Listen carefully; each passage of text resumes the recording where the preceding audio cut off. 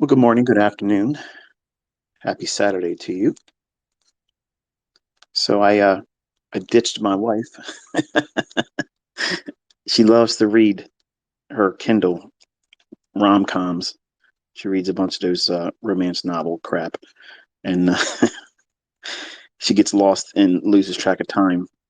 And we were down there for a little while. And once it gets too hot, I have to, even under the umbrella, I don't like the heat like that. So too many people coming around. I was going to do the Twitter space right next to her because she had her earbuds in listening to her audiobook as she reads it. And the population around us was getting a little loud. So I just told her outside I'm just going to come back up to the room, get some AC, and hang out with you for a little bit. Um, I know I say this all the time, but I promise you that this will absolutely not be a long one. Um, she will absolutely get irritated by me not being down there because we're away. The reason why we took off down here again, obviously, we're interested in some real estate down in this area. And I wanted to look at one more property a little bit lower than where we are now. But it looks like 30A on the panhandle area of Florida is probably where we're going to be heading up to in a couple days. So I'll be talking to you by way of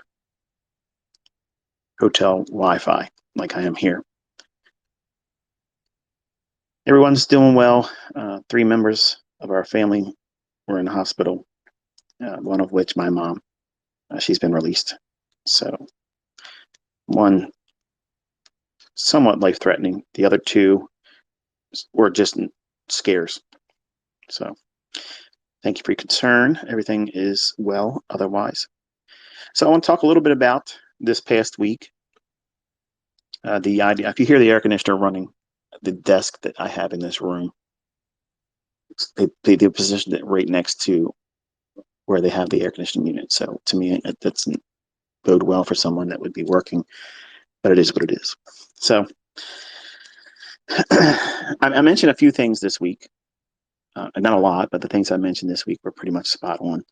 I talked about how the NQ Nasdaq futures for June delivery, NQM 2023. I'll give you a moment. You can load that up on your trading view chart while we're talking. For those that are lazy and don't want to go through the process and want to complain and wish you would just do a live stream and do it that way, I will be talking about it in review. So that way, if you're busy doing yard work or working out, whatever, I'll have some visuals for you. But for the folks that just want to sit here and have a interactive time with me, I haven't had an opportunity to see much of the charts. We did some driving yesterday to get down into this area, and we'll be driving again tomorrow. And then we'll work our way back up into northern part of Gulf Coast of Florida. So it looks like I'm probably going to be securing another property down here. So she's really in love with this area. So got to keep the wife happy. So NQ M2023, that's your trading view symbol for NASDAQ. And if you go out to your weekly chart, and you can pull that up on TradingView by hitting the number 1 and then the W, hit that. Once you load up the NQM2023, it'll take you to your weekly chart. And I mentioned that we had a volume imbalance. I'll give you the actual dates on the weekly chart. So the high candle that makes the high of the volume imbalance, that candle is going to be on your weekly chart on Monday, August 15th, 2022. That's what your chart should say on TradingView. And the next candle to the right for Monday, August 22nd, 2022. Those respective candles where they have a wick not even touching, the separation between the bodies, that's the volume imbalance. And I went one step further this week and I took your attention into the actual gap. This is a liquidity void. I know people have referred to these liquidity voids in the past, but there is no liquidity void apart from an actual gap where there is no volume, no trading, no printing of any price at all. That resides between the low of the weekly candle formed on Monday, August 15th, 2022 for NQM2023 symbol, and in the high of Monday, August 22nd, 2022. Okay, and those respective price levels are going to be a high of 13,480.75 and that low of that volume, and I'm sorry, that liquidity void, it's an actual gap, 13,453 even.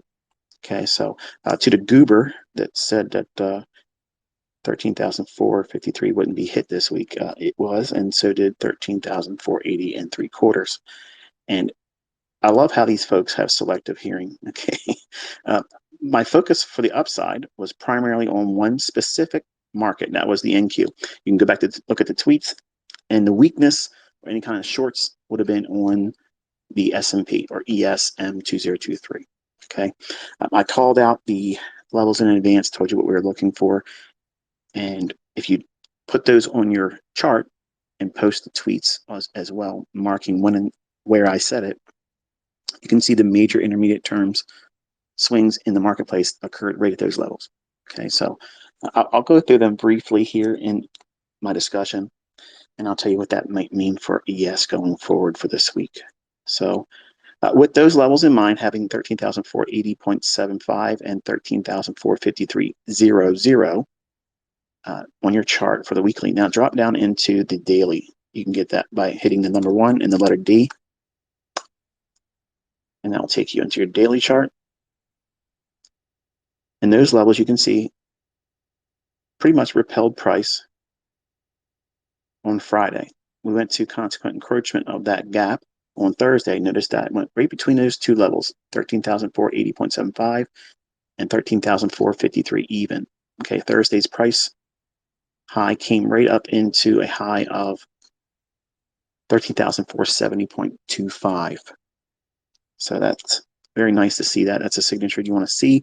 Is it respecting that level? And then Friday, we opened, rallied up to it, had a little bit of a mohawk above the high that we would be looking for that gap on the weekly chart.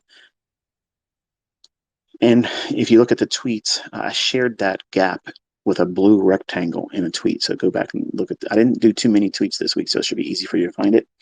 I also started the analysis off this week telling you that I was looking for and was interested in that gap as a draw up. My concern was the CPI. Obviously, CPI can be murder to us as traders. If we're offside, that means we're not on the right side of the marketplace when it's released. It can run you over and tear your face right off. So you don't want to be positioned ahead of CPI for that very reason. So I mentioned on the daily chart for NQ, I favored the upside. Okay, so that way we know bias was, for me, sharing it with you publicly, I wanted to see it go higher. Admittedly, for CPI, I don't want to tell you what to do because I don't want you to get hurt if I'm wrong. And traditionally, I'm wrong. It just so happens that I was right this time, but for transparency purposes, the majority of times on the CPI number, I'm not all that accurate because it is what it is.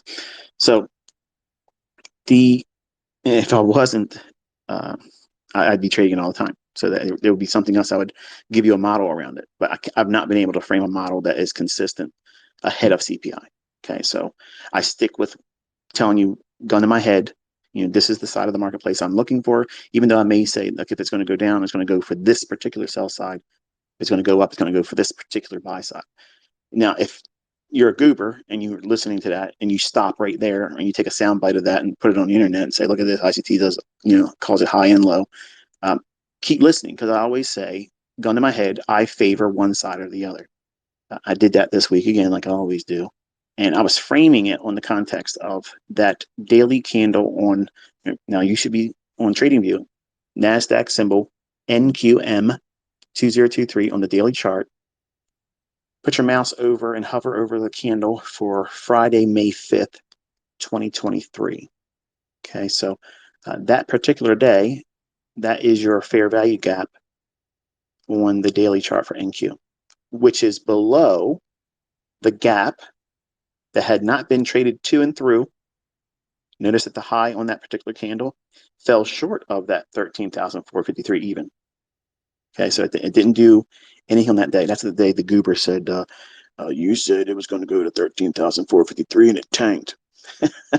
It's an objective. Okay, you have to wait for time and price to offer the setups. The fair value gap, we dropped down into that day, basically consequent encroachment, which is the midpoint between the low of candle, the daily candle of May 8th, 2023, and the high of the candle on May 4th, 2023. So those two respective candles, you should shade that with a rectangle, extend it to the right. And the market rallied up, just fell short of the 13,453. And then the Thursday, we had a trade up into the consequent encroachment, which is the midpoint between 13,480.75 and 13,453, respectively, in deference to that weekly gap I mentioned. And then on Friday, we opened, rallied up into it, through it, and then gave up the ghost and went back down into the order block that's formed on May 9th, 2023 on your daily chart, that down close candle.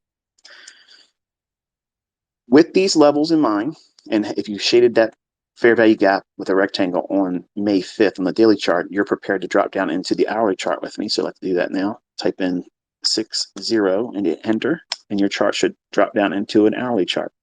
So you should be showing at least the price action from the 10th, where it creates the low at 4 a.m. on Wednesday, rated essentially the consequent encroachment of that daily fair value gap I mentioned this week. Before it was a factor, I said, I'm favoring that one. I'm interested in this area here.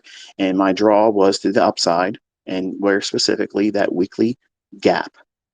Okay, so those levels were shared with you. You knew about them in advance. I told you my bias. I told you what I'd be looking for. And I did some executions, and you guys, you had an opportunity to see that. So on Wednesday, the market did, in fact, rally up. And then we had that huge rally up at 8 a.m. to 8:30. So we had news driver come out. It came up, just fell short of, what is that high? 13,433.75. That candle is the 10 a.m. on Wednesday on the hourly chart for Nasdaq. And then we dropped all the way down into a repricing to the candles high of 7 a.m. on Wednesday on the hourly chart. So all that buy side and balance, sell side efficiency on the 8 a.m. hourly candle for NQ. We repriced back down to that, but notice the bodies. Okay, look at the bodies on the 1 p.m. and the 2 p.m. candle on Wednesday on the hourly chart. The wicks do the damage, but the bodies tell the story. Okay, so if you read this, yeah, we reached down into that buy side and balance, sell side efficiency. We also tapped into, rebooked to the order block that's on the 3 a.m. candle on Wednesday. See that big down black candle? Well, my candles are black when they're down, but that's your bullish order block. So we had a fair value gap on the 8 a.m. candle, New York local time, and a bullish order block at 3 a.m. We repriced down to it, and the bodies themselves did what? Stayed at the current new week opening gap high and low, right inside that range. And more specifically, the 1 hour candle at 1 p.m. on Wednesday and the opening price on the 2 p.m. candle on Wednesday, May 10th. Both of those candles' bodies were right at current new week opening gap low, which would be last week's new week opening gap. Then the market rallied up, traded up into on 8 a.m.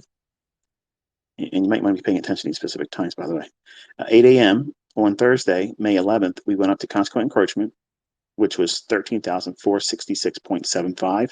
You should have that noted. That's the midpoint between 13,480.75 and 13,453, which is that weekly gap I mentioned in tweets. So we went up to that midpoint of that, which is consequent encroachment, stopped dead in its tracks, went down, repriced into the fair value gap and bullish order block. The bullish order block is the two consecutive down close candles on Wednesday, May 10th at 12 noon to 1 p.m. And the fair value gap forms on the 2 p.m. candle, which is a buy side imbalance, so it's on efficiency. It's that big up close green candle. We traded down into consequent encroachment of that, and that price level for consequent encroachment for that range comes in at 13,364. Excuse me. Was that 0.75? Yeah. The low comes in at 13,361 and a half on the 10 a.m. Thursday candle. So it went just below a little bit and ride back up to consequent encroachment of the weekly gap, and then pumped right on through it, just above a little bit on the 9 p.m. candle on Thursday, hugged, traded around between that gap high on the weekly chart and consequent encroachment of the gap. And finally on Friday, it gave up the ghost one more time, sweeping through the high of it and breaking down and trading all the way back down to a completely random current new week opening gap low. And your current new week opening gap low for Nasdaq should be 13,310.50, which just happens to be the Friday low of the day, to the tick, not one short, not one over, right to the tick, formed exactly at 2 p.m. So my question to you is, we were only bullish on what market? Nasdaq. Okay. I mentioned that if you were looking at both of those indices, if you're looking at SPOOs, which is ES, it was unable to make higher highs and able to make lower lows when Nasdaq wasn't. Okay. So in your journal, you want to have, when you're looking at relative strength, not the indicator, relative strength analysis, looking for the weaker versus the stronger, or stronger versus the weaker, you want to be looking for longs in the market that's showing you it's willing to go higher when the other ones aren't, and unwilling to go lower when others aren't. Either one of those scenarios, and I'll say it again, if a market is willing to go higher when other markets are not, and not just any other market, but closely correlated markets. So what are we referring to when we're talking about indices? We're talking about S&P 500, Nasdaq 100, and the Dow 30. So I don't care about Russell. Okay, I don't care about all those other garbage indices. You only need 3 to watch these markets, and you're going to use them comparatively. So a indice that is making higher highs, or not, and I'm not saying it in the sense of a trend. Don't think it's limited to just that. Yes, it's true, but I'm not looking at it from the basis of trend. I'm looking at it on the basis of market structure and liquidity and relative strength analysis. So if I'm looking at a market that's bullish, or I deem bullish, I want to see that market perform to the upside faster than the other indices.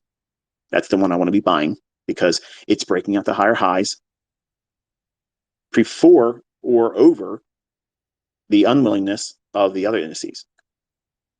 That is not always the case that would create a bearish scenario for S&T. And that's why I'm telling you, when people watch me do this, or they'll watch a video where I'm starting to introduce a concept like the Six Sister concept, someone that's just vaguely introduced to some of my things, or learned it from somebody else, or whatever, it's watered down, they have no idea what they're doing. You think you have an understanding, and you don't. And you think that it's a revamping of SMT. It's not. Okay.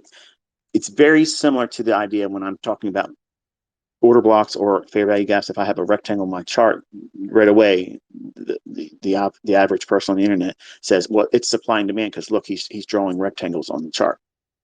That's not the same. So the logic behind what I'm saying is I want to be focusing on a specific market that I would be willing to go long. That market should be willing to make higher highs faster or before the other indices that are closely correlated to it, if it was used for Forex. And yes, this does work on Forex. So don't think that, oh, ICT is just talking about these futures contracts, and I don't trade futures, so it's making me angry. I wish he'd start talking about Forex. I'm talking about markets. I'm talking about price delivery. I'm talking about algorithmic price delivery. So it's the same thing. I'm not willing to trade Forex. So because I'm trading futures, and specifically index futures, I'm teaching you the concept with the real market. I'm not talking about something after the fact. I'm not showing you a hindsight cherry pick thing. I'm telling you these things in advance, and you're watching them form in your chart. That's mentoring. Okay, I'm showing you before the fact. Even when I'm uncertain because of a CPI number, I still tell you what I favor. I'm telling you what market I want to favor when I'm going long. NQ stronger because ES is weaker than NQ. So from an algorithmic stance, okay, if you were taking that logic or that data, you would say, okay, I want to trade. So where's the trade form? Well, I want to be long because NQ has a gap. And if NQ has the gap and it's willing to make higher highs when S&P is not, and we'll get to that in a moment, and the Dow is unwilling to make the higher highs. So right away, we've already figured it out. We've singled out, we've put the highlight on what market, NQ. What do we want to do with that market? We want to buy it. We don't want to sell it until it gets to the end of the weekly range. When can that form? Thursday and or Friday. And we'll get to that too in this discussion. So I don't want to be going long on ES, and I don't want to be going long on Dow. Now, that doesn't mean that there won't be a little bit of a spillover, okay, or a little bit of sympathy move. If there is a strong move to the upside with NQ, it might pull up the other indices, but not as much as NQ will go up. And in hindsight, I can talk with this now because I told you in advance it was going to be like this. Look at your chart. NQ outperformed to the upside. Dow and ES were lethargic. They were not willing to go up there. So my sixth sister concept is multifaceted. So you can't just run along and watch somebody put something on YouTube thinking they know what I'm doing. You have no idea what I'm doing. There's different approaches to using the sixth sister concept. There's times when using it with you and your present understanding of SMT, yes. That's one facet of SMT, but I'm teaching you a more advanced version of it where you can see like an x-ray view behind price where you should be focusing. For instance, if you're watching several Forex pairs, okay, you're watching Forex and maybe you're looking at the pound dollar versus the euro dollar, okay, and you want to know which one to be trading. Sometimes the euro is a better buy or a better short than cable. Even though cable can be exaggerated, cable's pound dollar, by the way. Just because the pound dollar can be a little bit more animated in the same way that NQ is more animated than ES traditionally. It's a little bit faster market. So that's a characteristic that you need to be aware of.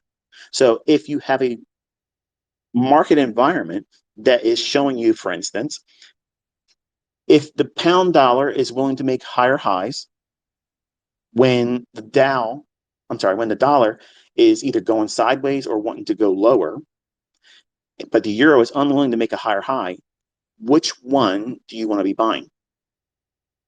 Now, if you've watched last week or so where I started introducing the sixth sister concept, you would think, okay, well, it's going to be the euro because it has to keep up with what the pound did. No. It's not that cut and dry. You have to learn more logic. I'm showing you and then I'm teaching you. So that way I'm showing you the concepts, what I used. I'm calling the levels beforehand. I'm telling you what I think is going to happen. I'm telling you what to look for in your chart, and your charts are printing off of those key swing points after I say them. So that way I'm teaching you to trust what I'm saying. So that way it's not just simply me talk about something that is very complicated, because this is complicated.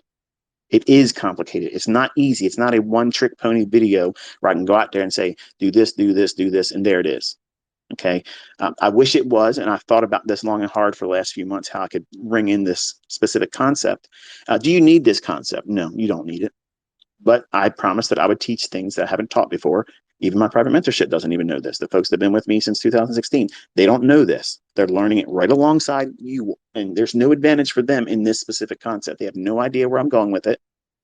You don't know it either. I don't care how long you've been with me. I'm not trying to talk down to you, but you're trying to put things out into the community that it's incomplete. You have no idea what I'm talking about. You have no idea where I'm going with the information, and you have no idea what to do with it. So when I sit down, I tell you which market I'm favoring. I'm factoring in the willingness of the market itself to behave a specific way. That's market profiling. That's not market profile. Okay. I'm not talking about volume overlaid on a chart on a horizontal basis. Okay, I'm not talking about that. I'm not talking about VWAP and all this other stuff. I'm talking about reading pure naked price action, relative strength analysis.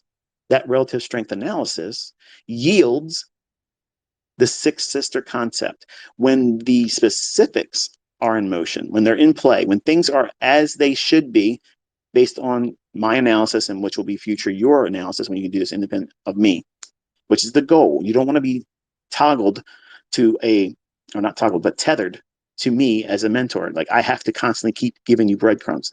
At the end of this year, you're not going to need me for that, which is exactly where you want to be. It might be scary for some of you, but this is what you really want. You don't want to be relying on me or anybody else. You don't want to be buying someone's service, no one else's signals, none of that stuff. You want to be independent of yourself from everyone else. You don't want to be doing anything that relies on anyone else's input, and you want to trust what you know, you know.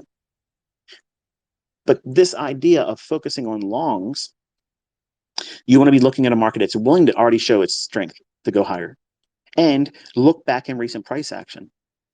There should be indications in price action that shows you that it was unwilling to go lower on a specific swing or a number of candles in the past, where a closely correlated market, in deference to the indices as we're talking about it here, NQ was not willing. It was not willing to make lower lows when ES and Dow was. Where's that occur? Well, if you look at the NQ low at 1 p.m. on Wednesday, May 10th, you see that? That's a higher low than that was formed earlier in the morning. Look at your 4 a.m. low. Now toggle to ES. All you have to do is on TradingView type in the letter ESM2023. Everything will stay the same, and it'll just go right to ES.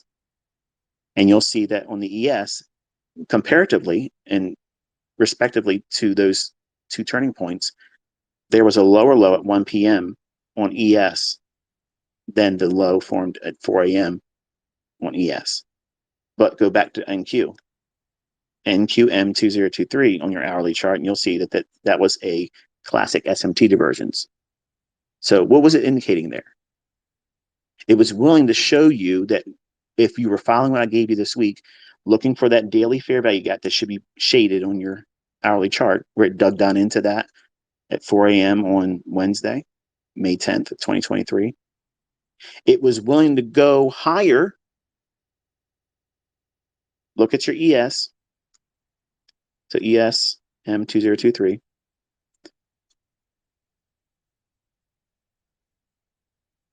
On Thursday, ES failed to make a higher high than that of the high on May 10th at 9 a.m.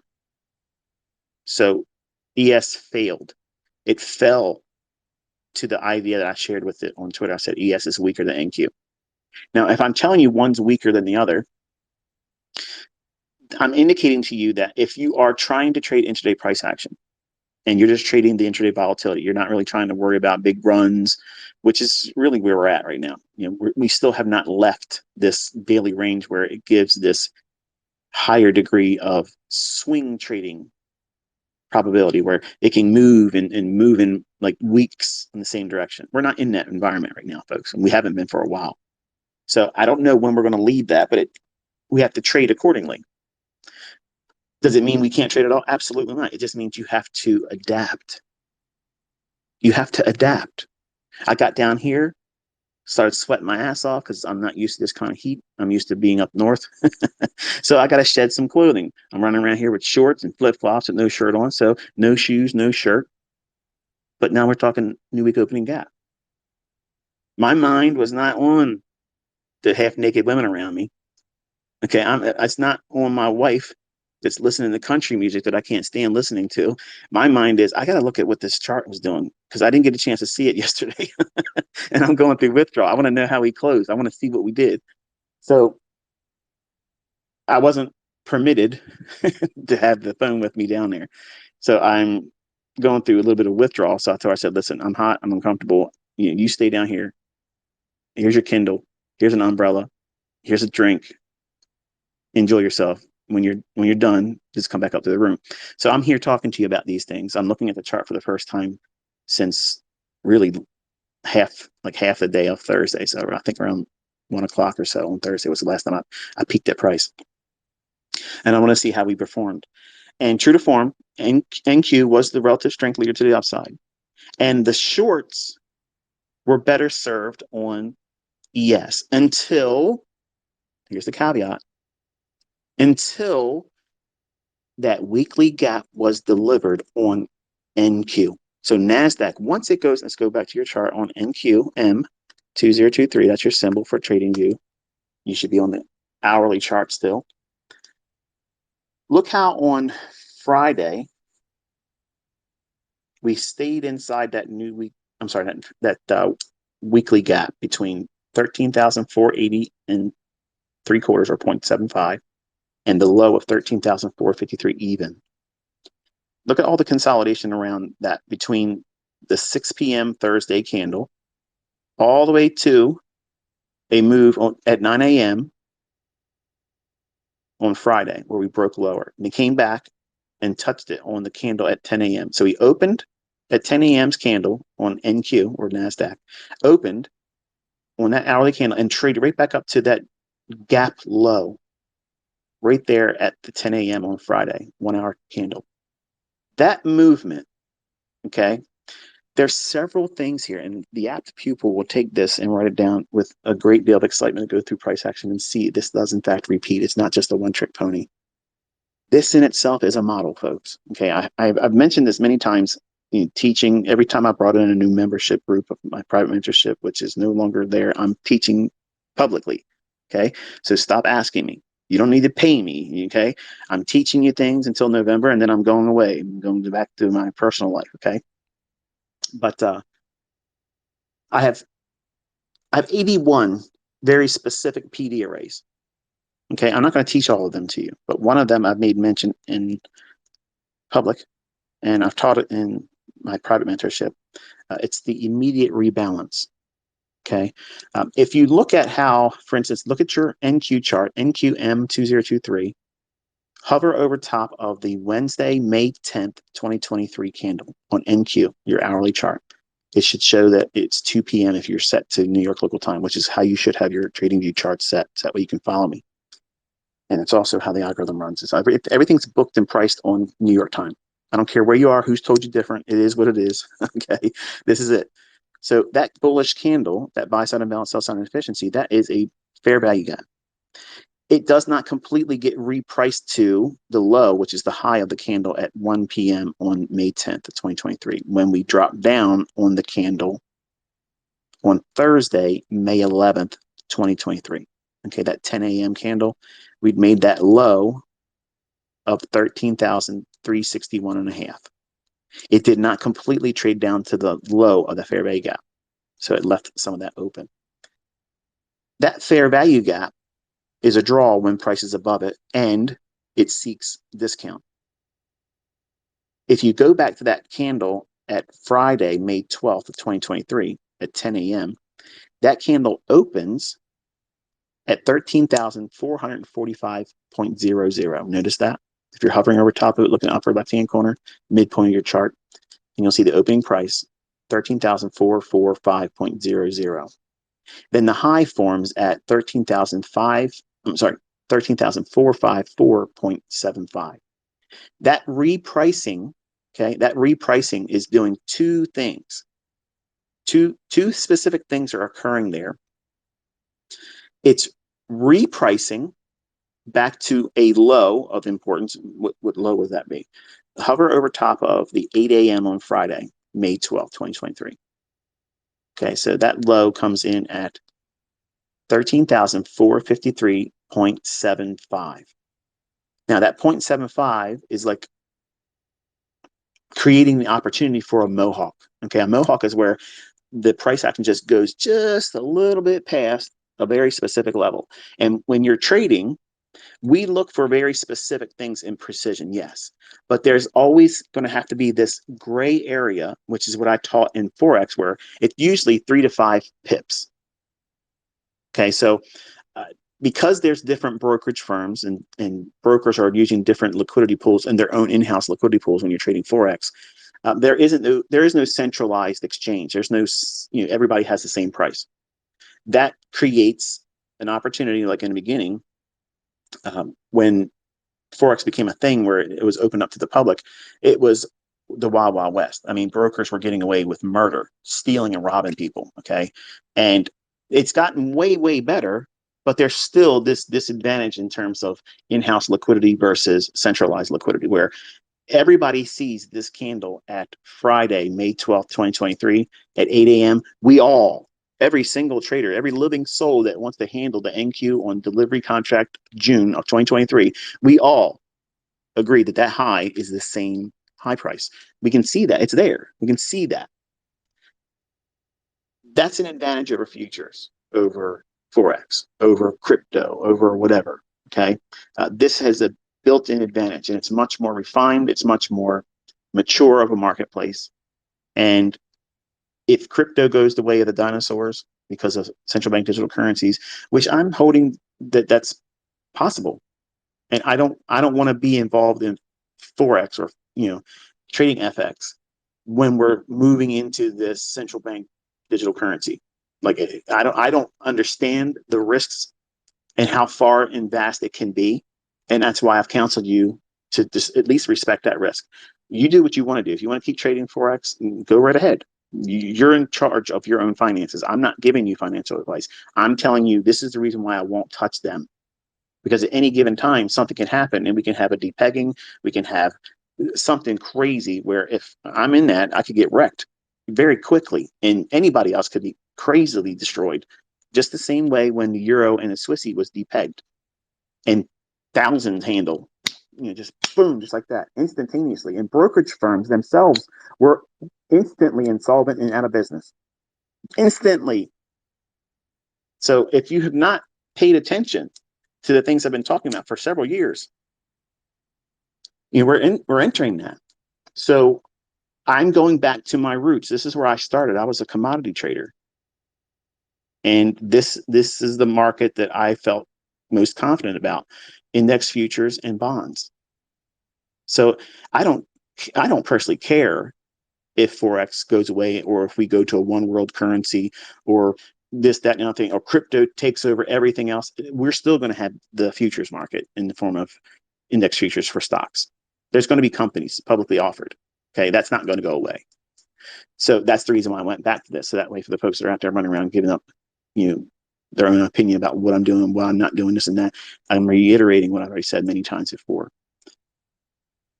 But that candle at May 12th, 8 a.m., yesterday, Friday, at on the hourly chart for NQ for Nasdaq, that low comes in at 13,453.75, which is 0.75 or 3/4 of a point or 3 ticks above the low of that gap on the weekly chart that I showed you, which is at 13,453 even. The high of the candle at 10 a.m. comes in at what? 1 point above that low. So it's allowing for what? It's allowing for that low that formed on 8 a.m. on Friday to be booked. No person that would be long aiming for that low as a target for a short entry or a long exit, and high frequency trading algorithms would have used that. Just buying that opening price at 10 a.m., an algorithm could go long there and sell at the low on the 8 a.m. candle. That's high frequency trading. They go up and down all day long, firing all day long, boom, boom, boom, boom, boom, boom, boom, boom. And it's reading these inefficiencies in price action. Because of that candle that formed at 9 a.m., the candle between the two I've been referring to for the last few minutes, the 9 a.m. May 12th 1 hour candle, if we would have not made the high on the very next candle at 10 a.m., as high as we did, and it matched the low of the 8 a.m. candle, if that would have fell short of that, when the candle opened at 11 a.m., we would have a fair value gap up there. But because the market did this, it opened and rallied up to the new week open. I'm sorry, I want to keep calling it a new week opening. It rallied back up to the 13,453 low of the weekly gap and repriced to the 8 a.m. candle's low. That makes that an immediate rebalance. Now, an immediate rebalance, this is for your notes, okay? I know you guys like to do other things. Just note that at this minute marker, okay, look at your time on this Twitter space if you're watching it live. Send yourself a text message to this specific time so that we can go in and write the notes down. Whenever price offers that to you and it's an immediate rebalance and we've already met an objective. What's the objective? The weekly gap I told you. Were we able to make higher highs after that? No, it just hugged around right above that 13,480.75 level on multiple hours between the 8 p.m. on Thursday all the way to the 9 a.m. For 12 hours, it just stayed around inside that gap, but just wanting no real interest above the high that was formed at 9 p.m. on Thursday, which came in at 13,494.25. So that immediate rebalance is a signature that tells smart money that the algorithm will start spooling price. That means it starts sending it. Boom. Where's it going? Down. Where's it going to seek? Inefficiencies. Okay, well, let's put your candle. I'm sorry, put your cursor right on the 10 a.m. candle on NQM2023. That high reprices back to a specific price level, the weekly gap low. We've already filled it. We have balanced it. What does that mean? We went up through it. We passed down through it. And then we went up, tried to test it as going through it one more time.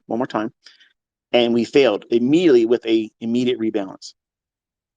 So that's the reason why I coined it immediate rebalance. When it rebalances like that, you don't need, the range is too short in time. You only have those three candles. The candle formed at 10 a.m., at 9 a.m., and 8 a.m. And 8 a.m.'s low, it rebooks to and allows the price to be offered 1 point above that.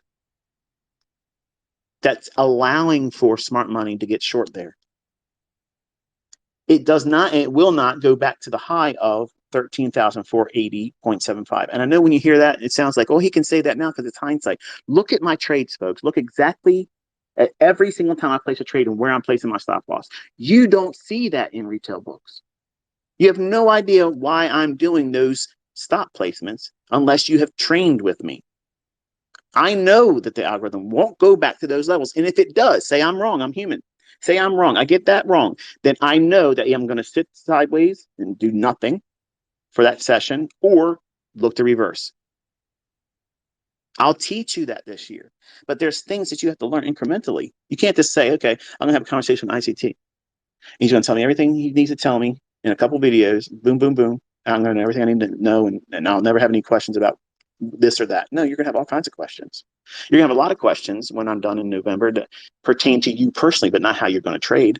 You're going to have a plethora of ideas that you can go in and find setups, and this is one of them. This is a model that in and of itself can absolutely do everything you need for trading and not have to do anything else. Don't you always say that, ICT? Yes, that's what I'm talking about. I have lots of models. I could create a new model every single day, and they would be independent of one another, and they are offered every single week. See, that's the problem with all of you that are coming in here that you're feeling rushed. I need to learn this right now. I got to get funded. I got to do this. I got to do that, blah, blah, blah. No, you got to settle down, man. You just settle down. You have to allow yourself to grow an affinity for one thing that I've taught or will teach. And then once you know what that is, then you pour all your attention and your focus into that. Be a master of one thing. Don't try to be a master of everything. It took me three decades to know what I know, to be able to do what I can do. You're not going to learn it just because I can do it. I'm not going to be able to teach it to you real fast and short. And the 5-minute trainer guys out there on YouTube, they're trying to condense my stuff. They're not going to help you either. They're not. And I get it. They want money. They want clicks. They want, the attention or whatever. But that's not going to help you. You have to find something that resonates with you. In this immediate rebalance, it can be a model, or for me, most of the time, it's just a confirmation that, okay, I'm about ready to see what? Strong down move. I want to see large range candles. I saw a person send a tweet to me. How did you know, ICT, when the market's going to have these big sudden rushes and big candles. How do you always do that in the reviews, your videos, or reviewing things and you're showing your executions? You type it out and you know exactly when it's going to happen. It's things like this. This signature here. I have about a dozen of these types of specific things I'm looking for that tell me right when speed and magnitude should enter the marketplace and start to take right off. When I'm looking for something, right away it should take off. Right at that candle or the very next one. That is anticipation. That's not reacting to price. So you need to know what you're looking for. Why should it form? Where will it form? And where is it going? If you placed your cursor on that 10 a.m. candle, you can see that the high went right up to the low of that gap that if you would have never placed it on your chart, it would completely be hidden from you. Notice that. You have the lines on your chart because I told you about it. Everyone outside of our circle has no idea that that thing even exists or that's even worth having any mention of. And they're surprised at how price reacted on that on Thursday and the Friday. They have no idea why it did what it did. But let's go over a couple things. What did price do all week in NQ? Go higher. Where did price originate that long price swing higher? Inside that daily fair value gap, as I mentioned, I was interested in that and seeking the premium. So I gave you what? The discount to premium. I gave you the bias. I told you what market I was favoring. I wanted to be in NQ. What market should you be focusing on for longs? NQ. So go back and do your back testing on that this week, today, or tomorrow. And look at all of the time frames and what you can see, what you can find. And don't be worried about the fact that you're looking at after the fact. Everything is learned in hindsight. Every doctor that ever does a surgery on you or anyone else or your loved ones, they all did back testing. They all did hindsight study. They worked with a cadaver that was not alive when they cut on it. Don't be afraid to work in the sandbox. Don't waste your time doing silly things to rush through that thinking I got to trade with a real account because I won't learn unless I do it with real money. The only thing you're going to learn is that you should have never done it as soon as you did. I promise you, every single one of my students have ever done that have always sent me emails and regret saying, I wish I would have listened to that. That's the most regretful thing I always receive from students is they wish they would have never went to live fund trading as soon as they did. And they went back to square one. And the ones that made it, they understood rushing to that point. That makes this whole process longer for you. Because now you're listening to me stressed out because you either lost money, you're in drawdown, or you've wasted money on trying to get a funded account passed, or you lost your live account, or you're now afraid to take trades. And you can see them after they happen, and you knew they were likely to do it, but you're afraid to push the button. Why? Because you lost money before you learned how to reprice. So now everything is completely skewed. You have no idea what to trust anymore. So that means you have to take some time away from the marketplace. What does that mean? 2 weeks. If you're all messed up, you're confused, you don't know what to do, take 2 weeks. No markets, no ICT, no videos, nothing. No social media, completely devoid of all market action. Nothing. And unplug. And then come back, start at square one again. Don't think you know everything. Don't assume, oh, I watched this video before. I did this before. I did this exercise. I did this back testing stuff before. Go through it all over again. And forgive yourself for making the mistakes that you did. Because everybody that succeeds forgives themselves for doing all the silly stuff they did. I didn't find myself until I forgave myself for all the silliness, trying to make something happen with such an infant mindset about understanding what I think price is going to do because of some indicator. So I got rid of all that stuff. And when you start seeing signatures like this immediate rebalance, it repeats. It's indicating that it doesn't want to leave a fair value gap. Why? Because it ain't gonna be wanting to come back to it later on. Not in the immediate future. See, my fair value gap is a deferred repricing. It's a deferment to a later in time. It will come back to that. So that's the reason why I teach you to take scaled profits. When you listen to these goobers out there, they don't do any executions. They don't tell you what they're doing. They don't show you what they're doing. They haven't called anything. They're not doing anything. But they got an armchair opinion about everybody else, not just me, but everybody else out there. Everybody else is a scammer. Everybody else out there is doing this and doing that. But the people that are really doing it, like me, I'm calling, I'm telling you, and teaching and showing people with making real money. This stuff's repeating. It's like clockwork, swift precision. And they're going to tell you, partials are stupid. It's dumb. You took this much risk when you put the trade on first, and then you took something off. That makes no sense. Okay. Making money doesn't make sense to you then, apparently. If you are entering on a fair value gap, okay, if you're entering on a fair value gap, you will be better served as a developing student to take partials when the price is giving it to you. If, okay, here's one of those unicorn moments where you should be writing this stuff down. If you get an immediate rebalance where price does something that would otherwise, in normal instances, this should have created a lower high on the candle at 10 a.m. On your NQM 2023 Nasdaq hourly chart, Friday, May 12th at 10 a.m. New York local time, that high of that candle, and in any other instance, if we didn't trade back to that weekly gap low there, that would have formed a fair value gap at the 9 a.m. hourly candle. Absolutely would have done that. I would have anticipated that. And then I would have anticipated a run right back up into that as long as the low at 10 a.m. on Thursday hadn't been traded through. Because right below that is sell side. Now, from that low all the way up to the high formed at 9 p.m. on Thursday, there is no fair value gap in that price swing. There is no inefficiency. It's back and forth, but still going higher. So what is going to be the draw from that immediate rebalance at 10 a.m. on Friday? The sell side liquidity and what? The open portion of the 2 p.m. Wednesday hourly buy side and balance, sell side inefficient, that big green candle or big candle, up close candle at 2 p.m. on Wednesday, May 10th, 2023. So these are two targets. And best case scenario would be what? Returning back to what? New week opening gap. It's a magnet, folks. That's where fair value exists for the week. The weekly range, the weekly candle has a built-in fair value gap. That is my new week opening gap. That's the reason why I teach it to you the way I teach it. Everybody else that sees that gap, if they watch it or if they see it like that, oh, it filled the gap. They're done. They're done. There's never been a writer. There's never been an author. There's never been an educator. There's never been a trainer. There's never been anybody else out there ever that ever talked about this logic but me.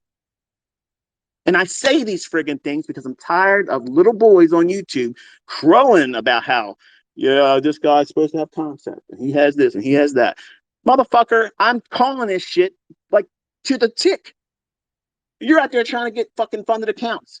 Can't get fucking payouts. Can't do shit. Stop talking about me, motherfucker. Mind your own fucking business. You can't keep up with me. Okay, I'm being fucking nice to all you motherfuckers. I'm allowing you to have an audience. Immediate rebalance. You do not take fucking partials. You don't. You don't take partials on immediate rebalance because it's going to have a different type of delivery. It's going to be sudden. It's going to be one-sided. Boom. Avalanche. Blast off. Straight up vertical or straight down. In this case, that gap that we had on the weekly chart for NQ I talked about, it's repricing. It's going right up into that low and repricing to the low at 8 a.m. It's not allowing a fair value gap to form on the 9 o'clock candle. So once it reprices immediately right to that, we already know that Thursday and Friday, if we've been seeing prices going higher for the entirety of the week, which is what we saw in NQ, it hit our objective. What was the objective we're looking for? That gap closure on the weekly chart between 13,480.75 and 13,453 even. So it's already worked that level. It's filled it in. It's balanced it because it's offered upside delivery. In other words, prices moved from the low of 13,453 up to 13,480.75. It has done so in up close candles and down close candles.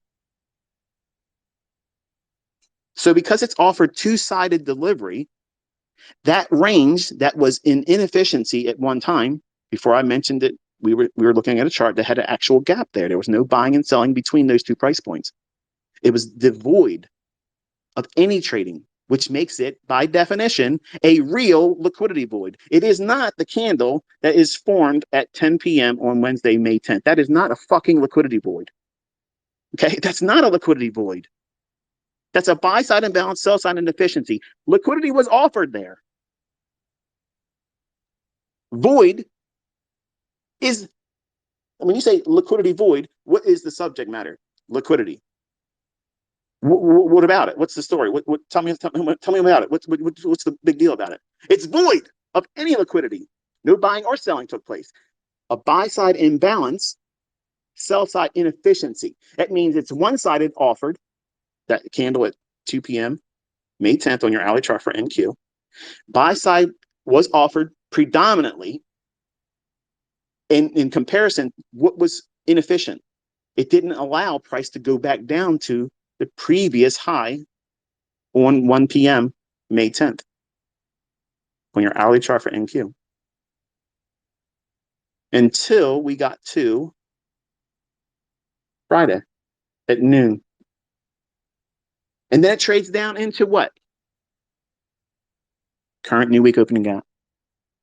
Oh, this guy, he's full of shit, man. He's making it up as he goes along. How many times have you seen my new week opening gap get respected throughout the entirety of the week, create very specific highs and lows, and we see it again here? Now, we're not supply and demand. We cut through candles going all the way back to Sunday. Price has gone up, down, through it, all around it. It runs quickly off that immediate rebalance. So what does that mean? What does that mean for you as a trader? Well, you don't want to be taking partials in between the range of 13,453 or 440 in that vicinity. That's where you could have been going short, anywhere in that 10 to 13 handle range. You could be getting short there off of that immediate rebalance. Had I been in front of the charts on Friday and not driving, I absolutely would have been selling short there at the touch of that 13,453 even.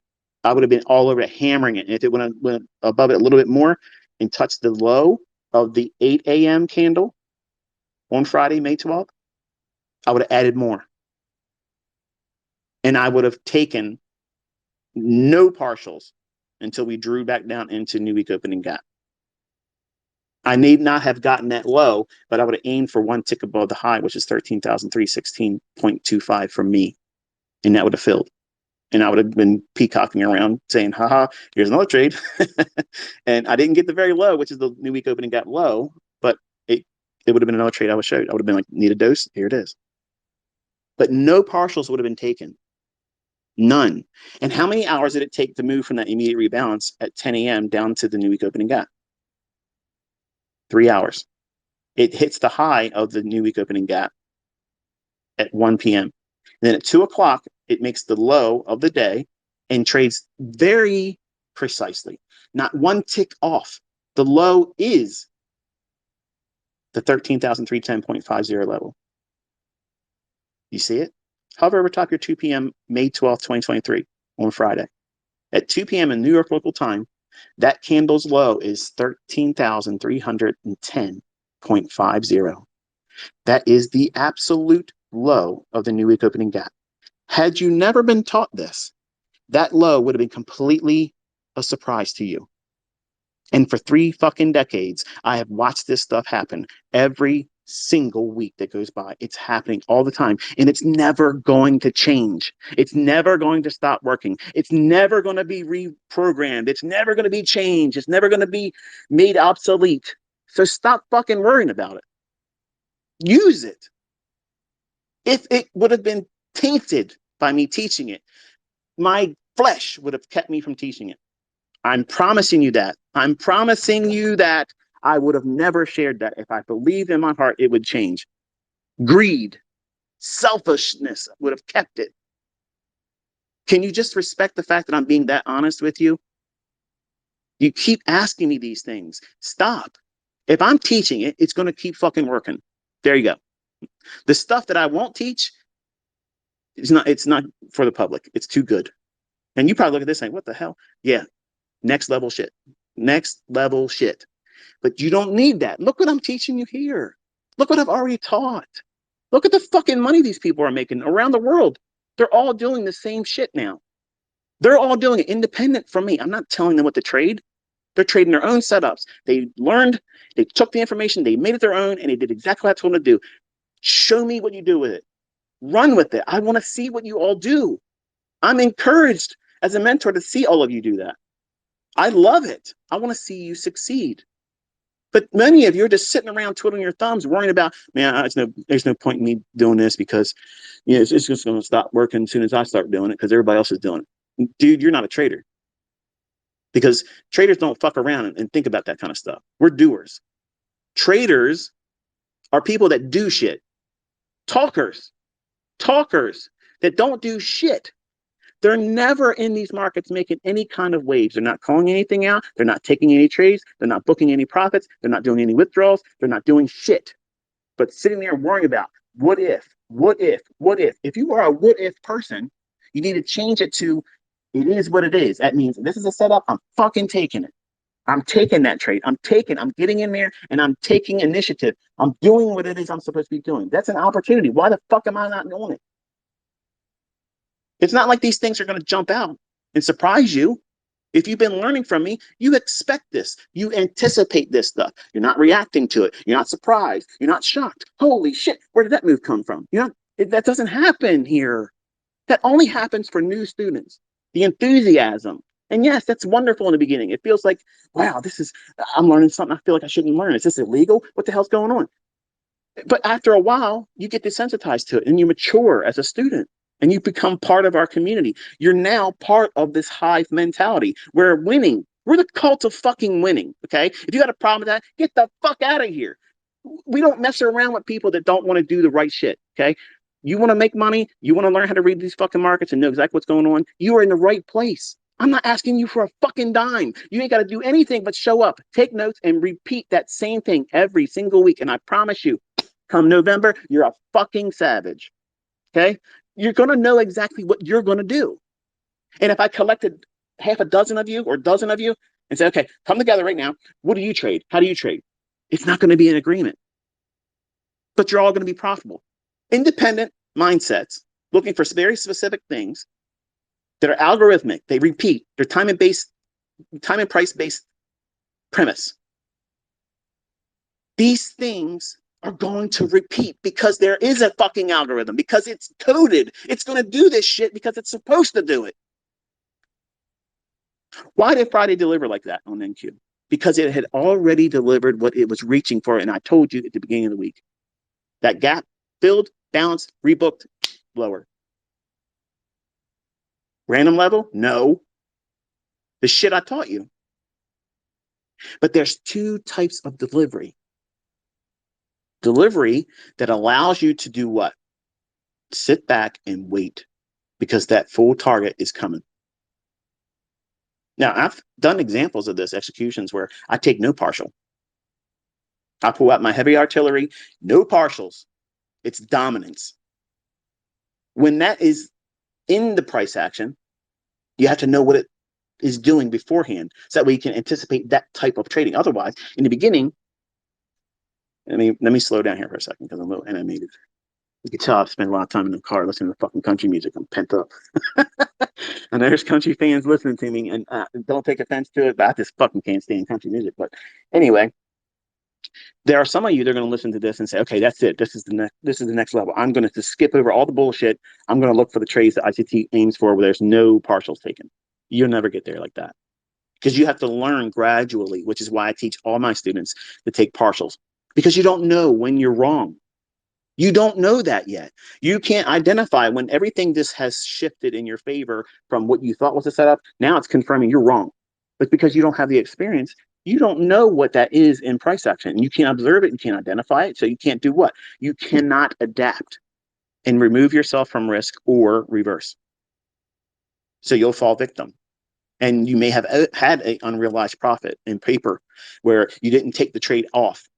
Even with a live account, you could have unrealized profit that was handsome at one moment, and then something shifts in that market structure, and you overstayed your welcome, and it turns on you and becomes a losing trade.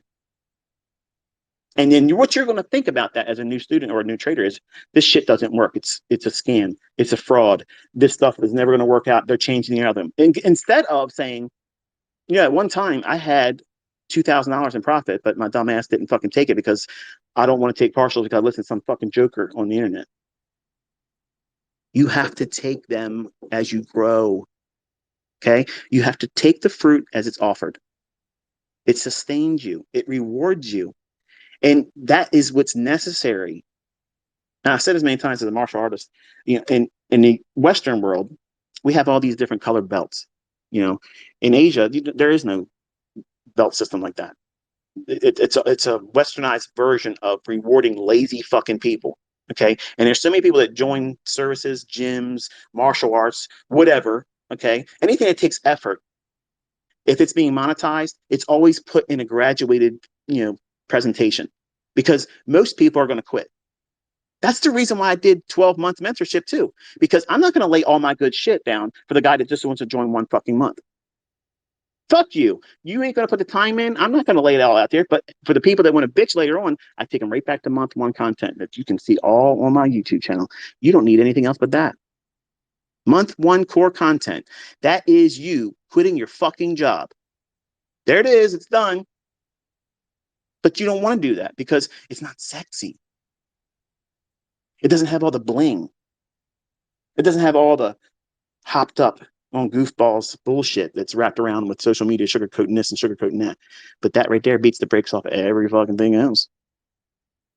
And it's boring. It's simple. It's straight to the fucking point, but nobody gives a fuck about it. Why? Because I don't go out there and make video series about it. I've been tempted to say, I'm going to come out here and come up with some silly ass fucking name. Okay. And I guarantee you, had I done this, there would have been a huge group of the internet would be out there fucking making videos and making courses around it and shit. And if I called it like market assassin high frequency trading algorithm, what the hell? That's a banging ass title. Like, I'm fucking watching that shit. That's the stuff I want to see. Not new week opening gas. What the fuck? Nobody cares about that. I want to hear assassin shit. I want John Wick's tutorial on trading. That type of shit, right? So, but it would have been all on month one core content. And I could have packaged that shit and made it look like it was completely, utterly brand new. But you still would be using the same vernacular and vocabulary from month one. And I would show trade examples and it'd be like, and this shit's banging. Woo! It's bussing. And it would have been just month one core content because you didn't apply it. Some of you are addicted to learning, but you aren't addicted to succeeding. You want to be entertained. And honestly, I have fun doing these things. I do, absolutely. Lord forgive me. Sometimes I talk in language I shouldn't do, but it is what it is. Okay, I'm not perfect. I'm a human being, and sometimes I feel like I have to have sentence enhancers, and I shouldn't be listened to around your children. Okay, because I'm capable of going off the rails. But when I'm talking to you like this, and when I'm telling you these things, it's for your edification. It's for you to be better, to know what it is that you should know, focus on the things you should be focusing on, and spending time studying price action with those premises in mind. The idea of looking at relative strength analysis and also incorporating time and price, day of week phenomenon. Think about it like this. If you were to take this chart, NQ, okay, toggle it to the weekly chart. So type in number 1 and W, okay, and it'll take you back to the weekly candle or a weekly chart. That chart candlestick that we just closed for last week on Friday, yesterday, it is what would be otherwise deemed by other traders or Steve Nielsen's group of people, it would be viewed as many times like an indecisive candle, because we opened, we traded down, created a tail or the wick below the candle, and then we rallied up to our gap, which is what was called beforehand. And then it traded down away from that gap and closed high above the opening price. But there's a wick of both ends of that candle on the weekly chart. It's a wick above it and a wick below it. So it's a very small little body portion of that weekly candle. So when I look at time-based charts, when I see that candlestick like that, I'm not looking at that as indecisiveness. I know that that high went to a specific level. And when I used to look at those candlesticks formations, I used to think to myself, okay, everybody else thinks that's indecisiveness.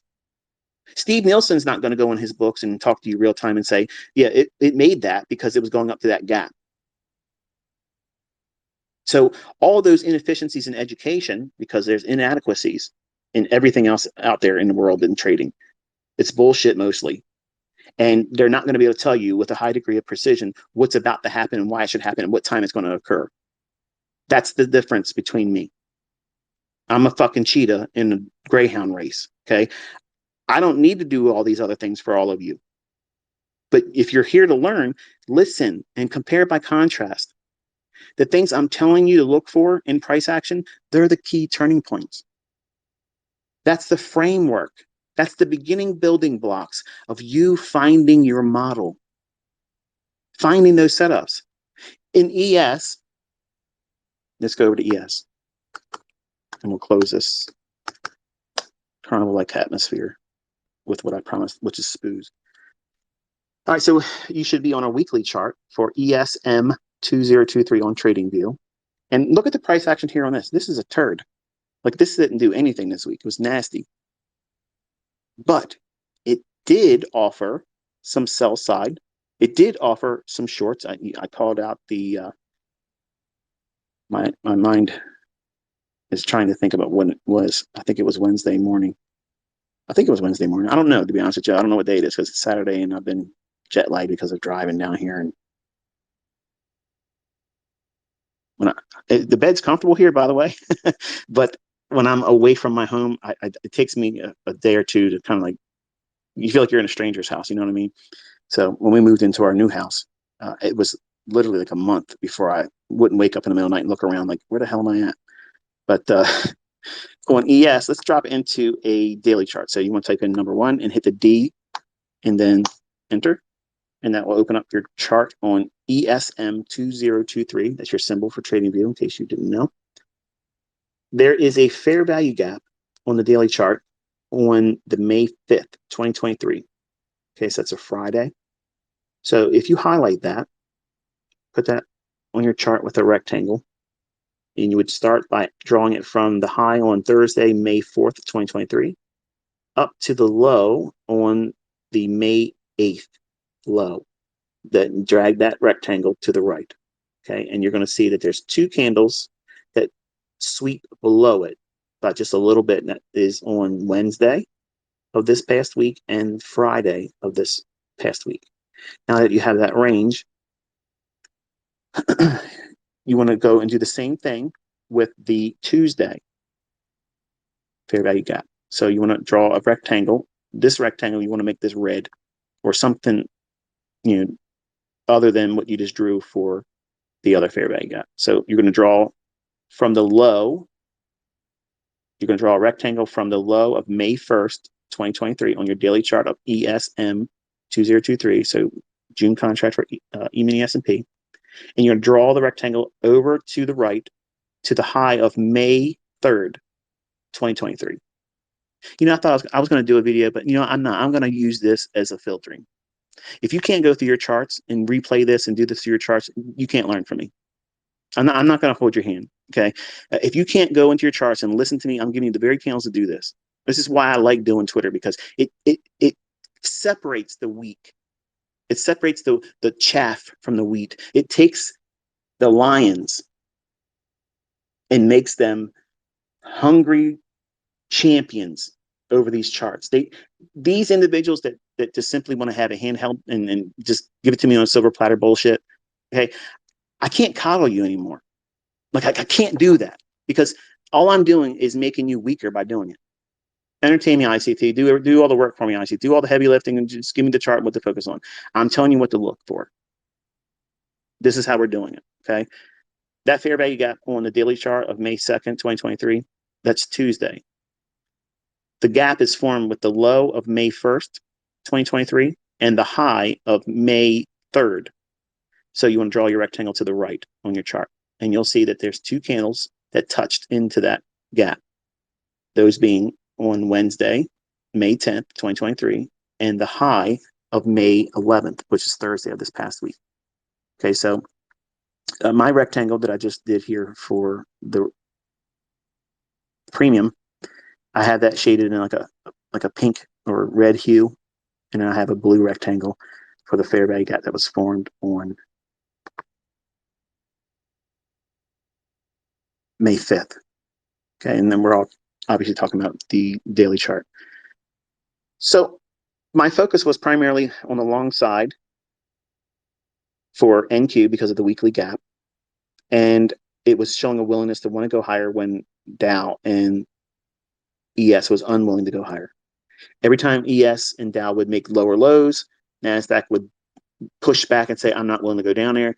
That is a signature. That's telling you when internals shift in the marketplace and anything that would be allowed to go higher is permitted to go higher. It's telling you, it's showing you like a billboard sign, okay? Neon sign flashing. This is the one that you want to be buying. This is the one you want to be buying. This is the one you want to be buying. Where did I learn that from? I learned that from a 1970s book from Larry Williams, How I Made $1 Million Trading Commodities Last Year. It's a small little section in that book. It's a small chapter. But folks, I'm telling you that fucking shit works. It changed a lot of things about how I look at price. It changed the way I look at specific indices or markets that are closely correlated. Like those are the building blocks. That is not the entirety of my analysis. I took that information and supercharged it. Don't believe me? Go and look at his book. Go buy it. You should have it in your library anyway. I'm not going to get a kickback. I'm not giving you an affiliate link. I don't have an Amazon account where I can put a link up and when you buy it, I get a kickback. Fuck all that. Go buy the book where the fuck you want to buy it. That book, it taught me the beginning stages of how I'm internalizing price action here, and I took it and supercharged it. There are certain things that repeat at certain times, whereas Larry Williams doesn't make any mention of that stuff. But that's the beginning. That was the 1995 catalyst that changed for me, where I was really reading that chapter and going through my charts and thinking to myself, there's something that I need to pay more attention to, and I'm going to spend it in this. And I started looking at old data, and I had data fucking shit. I had paid for a lot of resources for charts and things that were really old and before my time as a trader. And unfortunately, there was a website that doesn't exist anymore where you could pull up a daily chart of any futures contract for like 50 years back. And you could literally see the volume, the way the open interest was. It was amazing. It was freaking amazing. But they went out of business, and I just wished, man, I wish they would come back. But it just doesn't exist anymore. So, but I would go back and look at all those old moves, and I was like, man, like this is a treasure trove of studying and building a really rich understanding and tapestry of how price is booked, not just in futures, but every other asset class, except for crypto, because I don't co-sign for that. Okay, so there you go. But if you look at this premium fair value gap, which is formed on May 2nd of, now again, we're on the daily chart of ES. So ESM2023 is your symbol for TradingView. On your daily chart, hover your cursor over top of May 2nd, 2023. That's your premium fair value gap, and a discount fair value gap was formed on May 5th. Okay, so there should be rectangles drawn on your daily chart, and drop down into an hourly chart. So just type in 60 and enter, and it should toggle your chart to a hourly chart. And look at the wonderful price delivery between those two fair value gaps. On the 10th, we delivered up into it. The bodies didn't even touch the premium. Then on the 11th, at 3 a.m., 4 a.m., and 5 a.m., we wicked up into it, but the body's still not up there. Every time we went up into that premium fair value gap, we sold off down into the minimum of at least the high of the discount fair value gap, which would have been, and again, I shaded mine blue. And now there's some of you are pissed off right now thinking, man, I don't know what he's doing. It's all in the very thing I'm talking about. It's in the recording. I'm recording this. It'll be there. You just play it and do exactly what I'm doing and telling you what I'm doing with your chart. This is interactive. That way you'll see it on your chart. And when you see it and you annotate it, it's all you. It's your information, your annotations. You see it. I'm not pointing to it. You're drawing your own analysis and your own perspective from what it is I'm talking about in the chart. But you'll see exactly what I'm referring to. So think about it like overbought, oversold. Okay. Between these two fair value gaps, because I'm not interested in going long in ES. I wasn't interested in going long ES this week. I was only interested in going long in NQ. So Nasdaq was my choice for upside. And I said that ES was weaker than NQ. That was your tip off. Okay. If shorts are forming, you want to be focusing on shorting ES and not so much on Nasdaq. Look at the fair value gap that formed on Thursday at May 11th at 6 a.m. on your hourly chart for ESM2023. We roll back up into that at 8 o'clock in the morning. So that market report that came out at 8:30, it's what it's showing you, that price delivery went up, went a little bit above the low of the 5 a.m. candle, and then gave up the ghost and traded all the way down to 41.22, which is an old new week opening gap. I'll let you do your own analysis and study and find out which one that is. Oh, ICT. You're really getting bad at this teaching. I never claimed to be the best teacher. And then the market traded again lower, went below the low formed on Thursday at 10 a.m. on Friday, making the low at 2 p.m. and then repricing back to an old new week opening gap low at 41.36 and the high of that discount daily fair value gap. So shorts only were the best moves for ES, in my opinion. Longs were better served on NQ. Go back to your Nasdaq chart. By having an expectation, anticipating price delivery to the upside on that weekly chart for ES, that gap, remember the levels at 13,480.75 and the low of that gap being 13,453 even. That was the draw on liquidity. The market wants to reach up to there, and it did so. There was nothing really clear with ES showing no willingness to want to go higher with NQ. So it's telling you it's being held. It's in a holding pattern. It means it's being manipulated heavily, not being permitted to trade higher. But what market was telling you it could go higher? NQ. So therefore, if NQ is the higher reaching market that wants to go higher, it's being given clearance to trade higher because it's giving you signatures by saying, okay, on the 10th, it didn't make that lower low when ES and Dow did. So it's showing you, okay, there's SMT. And now does it want to make higher highs and do down close candles find support? Yes. So it's telling you order flow is bullish. So what do you reach for? Higher time frame objective. Where's the draw on liquidity? The weekly chart, that gap. What did your chart print? That gap. So when we're looking at price action, it's not just simply go out there and say, okay, well, ICT trades NQ. I'm going to trade the ES because that's going to be my model. That might be true sometimes, but you'll also get frustrated when it's a market like we in this past week where we had manipulation. Think of it like this. For Forex trading, when the dollar index is being held in consolidation, Forex pairs that are not coupled with a dollar will have extrapolated price moves. So you have to do a lot of you have to do one step more in your analysis to trade those pairs. I call them exotics. Dollar-based crosses, they're just the standards. So anything apart from a dollar-based Forex pair to me is an exotic. So if you're trying to trade those exotic pairs in Forex, you're better suited when the dollar index is not poised to move directionally. So if it's being held in consolidation, that's a green light go. And I've taught this in core content, by the way, in case you haven't got to that point yet. I go into great detail about it. But there's cross-pair manipulation that occurs in Forex that if you don't have the understanding about what it is that the dollar's telling you, if the dollar's being held in consolidation, you don't want to be trading euro dollar. You don't want to be trading pound dollar. You don't want to be trading Aussie dollar or New Zealand dollar or dollar yen or dollar Swissy. You don't want to be trading those pairs. You want to be trading the strongest performing currency. What would that look like? Well, what Nasdaq was showing here. Willingness to go higher when others aren't. Willing to make a lower low when others are making lower lows? No, it's going to repel and not say, I'm going to go lower like you. So that's telling you it's strong.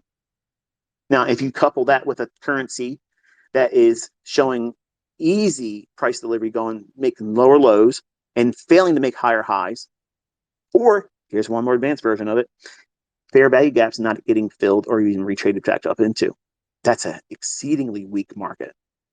So if you compare and look for strong Forex currencies, not pairs, currencies individually, that are going higher or showing relative strength versus a currency pair that's weak, then between those two currency pairs, you find the exotic that makes that pair. And if it's the stronger being listed in the name of the currency pair first, then you want to be buying that exotic. And you're going to have a very handsome price run while the dollar goes nowhere. Mic drop. That's the shit that you don't learn in books, okay? That's the stuff that when you get with somebody that knows what's going on and how to read price and not just simply look at price action, you have to know the lay of the land. You have to know the environment you're trading, the market profile, the schematic that the market itself is under. You have no idea. These yahoos out there are talking about they're masters. They're price action masters. Okay, the fuck your master this. You ain't got any clue what you're doing. You have just a sprinkling of everybody else's shit, mostly mine, and you don't even know it. There's a difference between knowing and being familiar with. There's a difference between explaining something after it's happened, but not being able to do it in detail and call it out in detail what it should be doing. I gave you, go back to NQ. So NQ M2023. And let's go to a 5-minute chart. So just type a 5 and hit enter and you'll drop into. All right. And if you recall back on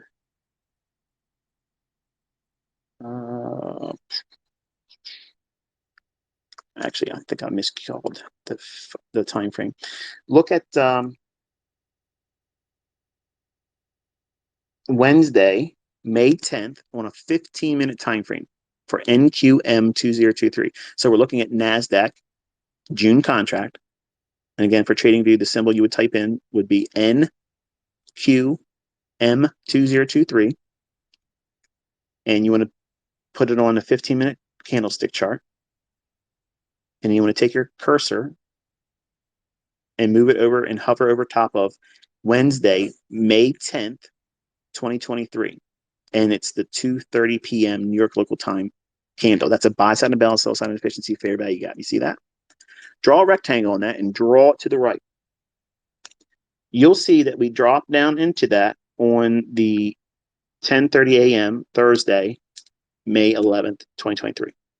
We have a little bit of a mohawk where we just go down just outside of that low, the fair value gap, just a little bit. That allows the algorithm to provide the liquidity for anybody that wants that low with a fair value gap. So to get that low booked on a short cover or to go long, that needs to offer what? At least one tick difference. So it has to go just outside the line. Okay. So we're not discouraged when price moves just a little bit outside of what we're looking for. It's still precise. And a mohawk is my way of this explaining how the market can sometimes color outside the line. In Forex, I've built in all my concepts with 3 to 5 pips of variance. And that's why I tell you, the folks that always claim they got 1 pip and 2 pip stop losses and they can do it all the time, and they always do it like that. I always say, that's bullshit, because your broker, because I'm going to tell you, if I ran a brokerage, I would do that shit.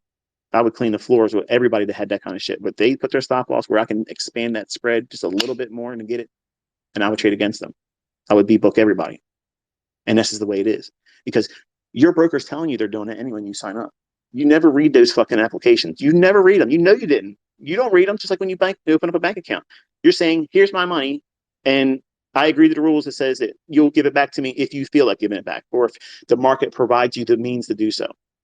Until then, the money's technically legally yours. You don't read that, but that's exactly what you just signed up. You just signed up for that shit every single time. So we have to make certain allowances for price action. But there's not 3 or 5 handles of variance in Forex. I'm sorry, in futures trading, is it? Very small, up to 1 full point, which is 4 ticks. That's about enough for me. Anything more than that, I'm probably way off in my analysis. But you'll see that within 4 ticks, generally the things I'm teaching you are going to book.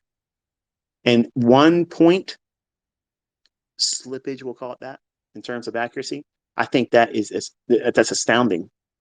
I've never seen anybody else that have anything conceptually that allows for that, just that small portion. And I don't even need that much.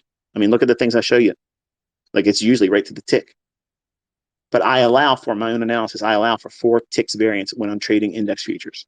So in my analysis, in my stops, and all these types of things, I allow and I build in that fluff that could allow for just a little bit of coloring outside the lines, where it would otherwise scare other people. Like, at some point, if people were looking at this as a student of mine and they had that fair value gap noted from May 10th on the 15-minute chart at 2:30, that had extended out, and the candle forming on 10:30 on Thursday, when it was bold-faced bearish and it was below that, I'm sure they were probably sweating, thinking, man, is this thing going to go? Is this going to keep going? It's going to keep dropping? No. It's allowing for that delivery to get the very low of the fair value gap. And then the market does what? It closes at the high of the fair value gap on that 10:30 a.m. And then it opens right at that fair value gap high and then runs away up to the upside, drops back down into the order block that formed at 10:30, and then rallies higher, back up into consequent encroachment of the weekly gap, that real liquidity void at 13,466.75, and then subsequently finds some support at the low of the gap on 8 p.m. Thursday, and then rallies to fill that weekly gap. So you have price delivery that you can go back and back test. You can look at all these things and how they repeat. But I gave you a short on ES, and it was a fair value gap down into a liquidity pool. And you saw me execute, obviously, on that. And then later in the day, so I got to go to ES now. So ESM 2023.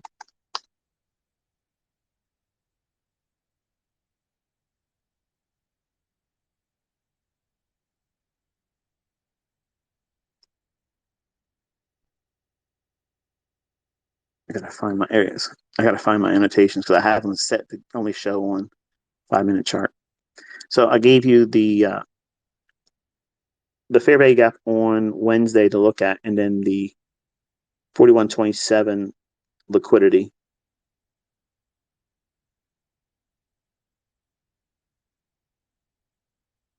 I'm trying to find a way to say this so that way it doesn't sound like I'm a discouragement to you. So allow me a moment to kind of like put this in a way where it's not so pointed. I don't feel comfortable when you show me trades that you've taken on days that I have already warned you about in terms of the risk. When I don't like or heart your tweet, don't think that I didn't see it. I see every tweet. Every single tweet that comes to me, either I don't agree with, or if I agree with, or if I find it's noteworthy or whatever, or I share in that sympathy, I'll retweet it. I don't heart your trade results because I don't want to encourage you to do something in a time when I don't know where you are in your learning. Like, I don't know how long you've been studying. I don't know if you've ever made money. I don't know anything about every one of you. So when I'm wearing the hat of a mentor and you're showing me your trades, whether they're profitable or wildly even profitable. For instance, I saw a few people say, I just passed my funded challenge with that trade that I shared the other day with the silver bullet trade. And I knew sending that out, everybody that would ever take my trades did it that day. And I'm not trying to be an oracle. Okay. A lot of you call me Neo or Morpheus. And a lot of you want me to evolve to the oracle. Okay. Where you just come to me and I'm going to tell you what's going to happen. Okay. I don't want to be that. I'm not Neo. I'm not Morpheus. I'm ICT. And I'm not trying to be anything apart from that. And I get anxiety when I see students taking risks in environments where I'm explaining to you that it's elevated risk. And in other instances, in other circumstances where we aren't in those types of climates, I would be high-fiving you saying, yes, that's awesome. I'm proud of you. But I'm trying to be very cognizant to the influence I have as an educator. I don't want to influence you into thinking good behavior with limited understanding. And that means it's reckless then. Okay. Things that would otherwise be done in other market environments with more insight, more experience, that's what you're aiming for. But when I tell you we're in a high risk environment, we're in a different kind of climate right now, and you're new, and you do something and you get a result that's positive, or you make money, or if your demo account does well, or if you get a funded account, or it makes some money transaction that allows you to get a payout based on that trade that I shared. Admittedly, I want you to understand how it makes me feel. Anyone else out there would be championing that and walking around like a pony show saying, see what I did, see what I did, see what I did. I gave this guy this, I gave this gal that, they made this, they made that. I'm telling you, as the human being, me, okay, I get really uncomfortable with that. And as much as I want to share in your success, I do, I absolutely want to do that. It makes me want to withdraw and not do what I'm doing by calling out moves like that. I don't want it. So if you want more of what I'm doing when I do that stuff, please don't share your trade results by doing it. I've said this before. I'm asking you, please don't. I know it's exciting for you. And if you want to share it on your Twitter, don't include my handle. It's a simple thing as that. It's simple. Don't tweet to me that you made this much money or you did that, when I'm telling you that the market climate is high risk. I'm not looking for clout. I've already earned it. I don't want students being led astray, thinking they're ready to do things when they're really not.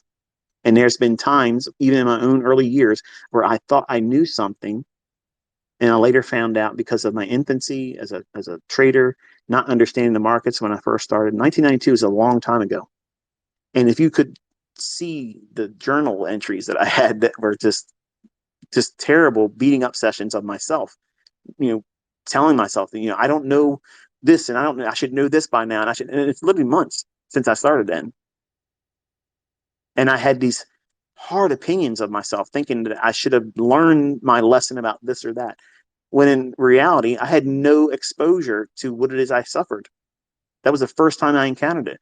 But I was being so hard on myself that I was in my own journal beating myself up saying I should have known better when I had no understanding how to even identify that. So how could I have known better, right? So I'm prone to be my worst critic. I have trolls. Everybody has trolls, okay? None of these fuckers could ever say anything to me worse than my own opinion about what it is that I think I should have done or shouldn't have done, or how I could have done it differently, because I have obsessively compulsive disorder. I have a way of seeing things that is what normal people wouldn't pay too much attention to. It'd be like, okay, I don't give a fuck. It is what it is. I obsessively, compulsively look at things beyond the normal perspective of the average person. And I'm hypercritical of myself, which is what got me here. It was a weakness. It was an impediment in the beginning, but I turned it around and said, okay, I was given this for a reason. I believe there's a creator. And the world will tell you you should be on medication and be drugged. I fucking will not take no medicine. I'm bipolar. It's hard wrestling with that. It's very hard. It's hard as shit wrestling with that. But I used all these things that's labeled in our world as disabilities, mental health issues, something wrong with a person or whatever, crazy, insane, unstable, all that bullshit. And I said, you know what? It's a fucking superpower because my give a fuck is beyond the normal. My give a fuck level is super fucking human. I want to know every fucking thing about these ticks, these fluctuations in price action, and I want to know everything there is to know about it. That's what made me inner circle trader. That's what makes me who I am. Nobody gives a fuck about these candlesticks as much as I do. The time they make them, none of that stuff. In the 90s, I was doing shit with price data that nobody ever even considered before. Wasn't in books, wasn't in anybody's bullshit. Okay, everybody was doing moving on average crossovers and stochastic and RSI and CCI fucking overbought, oversold. That's just the way it was. And intraday trading really hadn't kicked off. It was everybody was trading on daily charts because everybody was just associating what they learned from the retail educators at that time. And it was a slow transition into intraday trading. I was coming up during that. When I was becoming a student of the markets in 1992, really putting an effort into it, not when I was 15 years old by my uncle showing me charts. If I wanted to be real and tell you when I really started looking at price and shit like that, it would be when I was 15. I'm not being, in my opinion, genuine enough to say, okay, my concern, because I didn't give a fuck at that time. At 15 years old, I was worried about martial arts and girls. That's what I was worried about. So markets were completely alien to me. I didn't care. But when I started working a job and hated it, wasn't making very much money, it fell into my lap again saying, okay, well, there's probably a sign to this. You know, I turned my nose to it when my uncle talked about it. He made money with it. So, you know, apparently I must be meant to do this. So I reacted and started digging into it in 1992. But it wasn't until November 5th of 1992, on a Thursday evening at 9 p.m. in my aunt and uncle's family room, that was the moment. That was the very birth of Inner Circle Trader. That was the day I said, I am going to learn how to do this. I might not be a success in real estate. I might not be a success in sports. You know, I maybe never opened up a martial arts dojo like I wanted to when I was a teenager. There's a lot of things I thought I was going to do, and some of the things I tried to do and failed. And I just said, I'm not interested in those things anymore. This here, I never said I fucking give up. I had to quit and take breaks because I couldn't deal with the pressure I was placing on myself. And maybe that's what you do too. But quitting's not a fucking option. You have already been infected with this. So you might as well just fucking roll your sleeves up and say, okay, I know I want to do this. I know everybody else around me says it's bullshit. It's a pipe dream and it's going to be so hard to learn how to do it. And guess what? Everybody that's ever made money in this thought the same thing, and their friends and family and influences around them were saying the same thing. What was the difference? They told them to go fuck themselves. I'm not listening to you. You didn't do this and make money, or you didn't do this and fail and learn anything from it. You're just telling me from your fucking Carl perspective, you're a 9-to-5er. Okay. You're a 401k American dream, get into a fucking 30-year mortgage debt, pay all this fucking interest and consider that success. I don't listen to people like that. I've never listened to motherfuckers that do that. If you're going to work and you have a good job, you aren't a fucking mentor to me. If you have a good career and you go to work for somebody else, you're not a fucking mentor to me. Because you're not going to teach me any fucking thing that I want to do. I never wanted to fucking work for these people that I worked for. I never wanted to work for them. I never wanted to do that. I wanted to go to school, get an education, computer science, information systems specializing, and be a systems analyst. And I wanted to get some experience at a firm, and then I was going to branch off and have my own firm. I was going to do that. That was what I was going to do. My whole point of living this adult life was to be an entrepreneur, my own person. Fuck working for somebody else. And this right here, my friends, this right here, this industry that you're listening to this goofball talk to you about right now, that sounds like he's hopped up on fucking goofballs. This is the last bastion of free enterprise. This is it, folks. Look around. Every fucking thing is changing. Everything is changing. Brick and mortar stores, look around. How many places in your neighborhood are closing up? How many commercial places in the strip malls, in the commercial real estate areas, how many fucking businesses that you've seen now, nobody's in there? It's vacant. How fast is someone moving on in there? They're sitting there empty, ain't they? Look around, folks. Shit is changing. The way we do business, the way people are going to work, the way we have careers, that's all changing right in front of you right now. And I'm here to tell you that the shit you're learning ain't going to change. It's either there is no markets or everything I'm teaching you will keep fucking working. So stop worrying about that. Use the time, pour into yourself, invest in yourself. Because the only thing you're doing is kicking the can down the road farther and farther by you not just tearing into this saying, I'm going to do this. It's going to probably take more time than I want it to, but it's okay because I have set a resolve in my heart, in my spirit, in my mind. I'm not changing. I'm not deviating. And a motherfucker out there going to tell me that this ain't for me because I know it is. The more somebody tells me it ain't for me, the more I'm in love with it. It just means that you can't fucking do it. And it's going to be even more better once I get there and you get to witness it. And I don't have to rub your fucking nose into it. You're just going to see me live better by it. That's the best revenge. That's the best revenge for your naysayers. The people that say you aren't going to be successful at this. Don't bother. You're going to lose your money. You're going to do this. You're going to waste all this fucking time. Laugh at these motherfuckers under your breath. 2 years from now, shit's going to be different for you. It's going to be totally different for you. Everybody else is going to be struggling to find another way to make their fucking ends meet. You got this. You got this. Every fucking Monday to Friday, there's an opportunity for me. Just like there's a work day for everybody else. In a couple days, everybody's going to fucking work on Monday. And they had to fucking work until Friday just to get the same thing that they got the previous week. Time stolen. You prostituted your life for somebody else to say, this is what you were worth to me. And what did you lose in the process? You didn't see your wife. You didn't see your husband. You didn't see your boyfriend, your girlfriend, your kids, your friends. You didn't have peace of mind or relaxation whatsoever. You're fucking stressed out because you're in debt and you have no way out. Folks, it isn't for everybody, but for everybody that wants to dig their heels into it, it is for you. It is for you. And don't let anybody tell you that you can't do this. You can. It's hard as fuck to get through what you do to yourself. When you stand in front of yourself and you say, what's the point of me doing this? Or I failed yesterday. Or I failed last week. I should I just give up. Who's stopping you? The market didn't.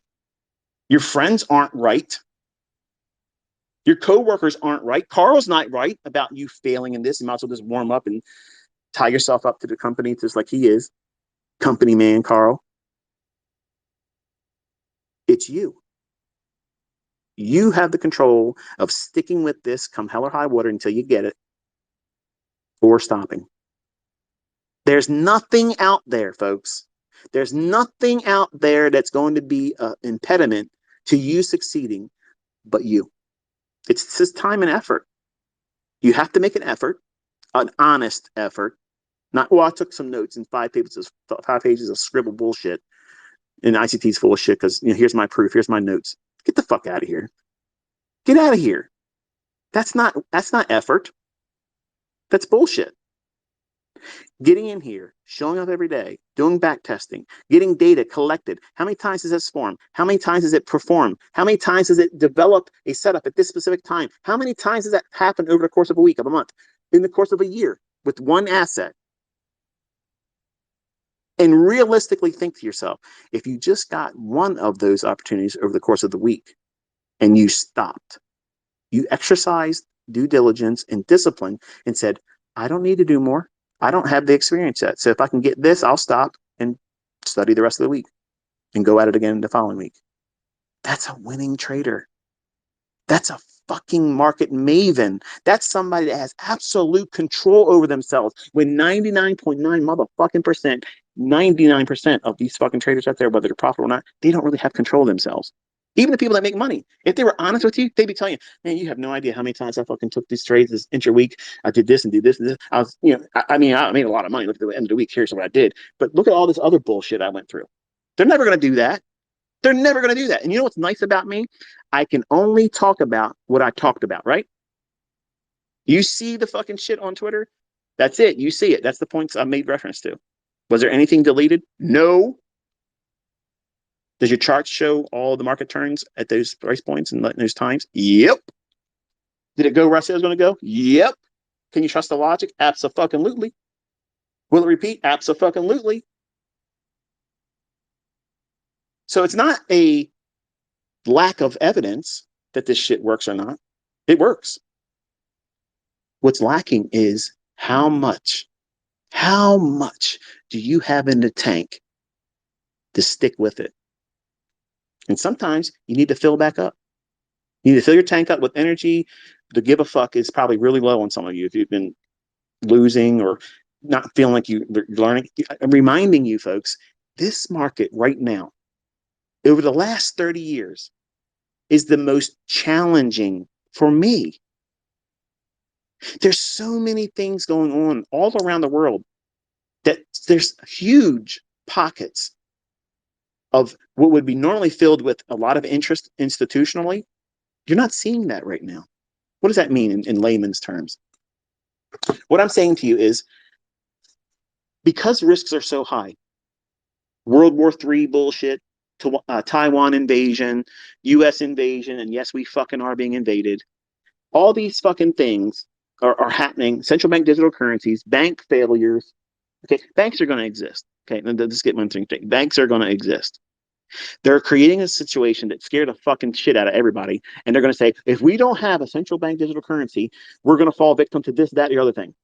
They have to come up with another COVID. They got to come up with another 9/11. They got to come up with another Saddam Hussein, a fucking terrorist ghost killer that's going to get you, some way, shape, or form. They have to scare you. That's what's happening right now.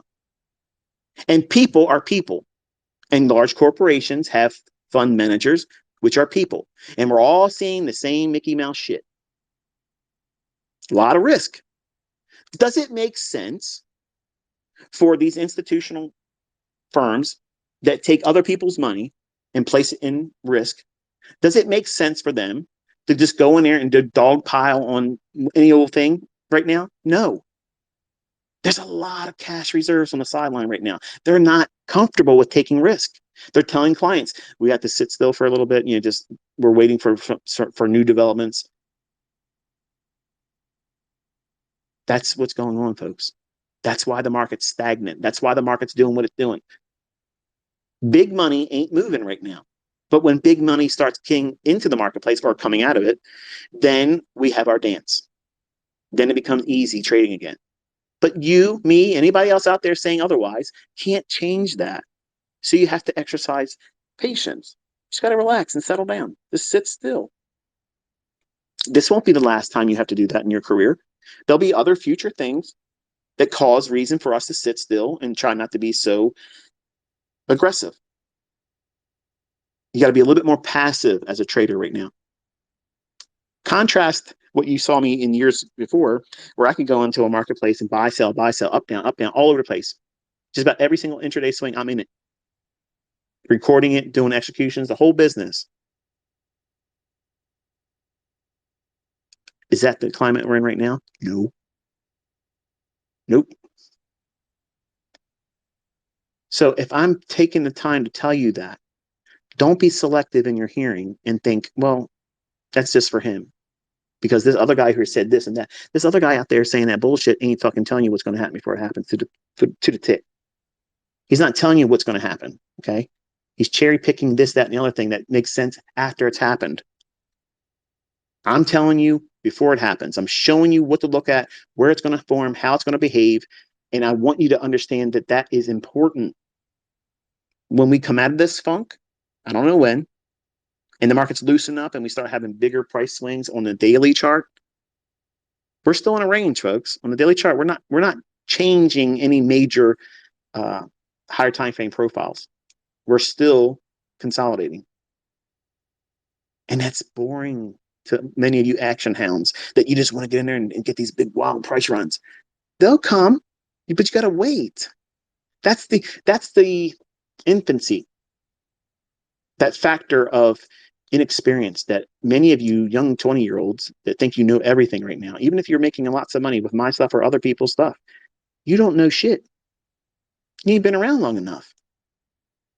And if you were being honest, you could see that these markets are totally different than where they were 5 years ago, 10 years ago, 20 years ago. And sure as fuck different from 20, 30 years ago. But you're not used to these adjustments because many of you started when we had these really big, fast runs and volatility would be off the charts. And everything has been geared. Okay, here's the part nobody's talking about. Everything has been geared to high frequency trading right now with the expectation we're going to have big ranges when we're not getting big ranges. So what is their model doing? Sitting still. It's idle. So if large flows aren't coming in from the institutional stance, then we're not going to see large extrapolations in price delivery and big ranges on the daily chart. That's it. That's as simple as it. That's market 101. So there's no reason for you to get upset. There's no reason for you to push real hard and take stupid fucking risk to try to get funded, to try to get a payout. You got to relax and settle down, because if you can't wrestle that down now, when you do have a lot of money, you're going to lose it all, because you won't recognize these climates, these things that are occurring right now. They will occur again in your lifetime. There's going to be times when the market just acts stupid. It's being held in consolidation and you want it to move. You want it to leave that range and you can't make it. You cannot make that happen. So don't look at your trading as a way of satisfying that itch. You have to sit the fuck down. Don't do anything, or be very selective in what you're doing. And I have tools for that. I'm teaching it to you. You've seen more evidence of it this week. 40 handles on that ES short. I don't remember how many handles I had on NQ. I recorded the execution, showed it to you. And I did another one on a small little scalp that I didn't share, but it was with my son. But like maybe, I want to say about 100 handles or so. And I'm telling you, you can do extremely well with just 25 handles for the week. You have to lower your expectation. Slow down. Make things nice and slow and boring. You'll learn better. You'll retain more information. And then when the markets loosen up and get faster, you won't need to change anything. You just do more of what you've already been doing. That's the only thing that changes. But everybody else will lose their fucking mind and get crazy and take stupid risks and over leverage because they want to catch the next big 500 handle run or 500 pip run because this, that, and the other thing's occurring.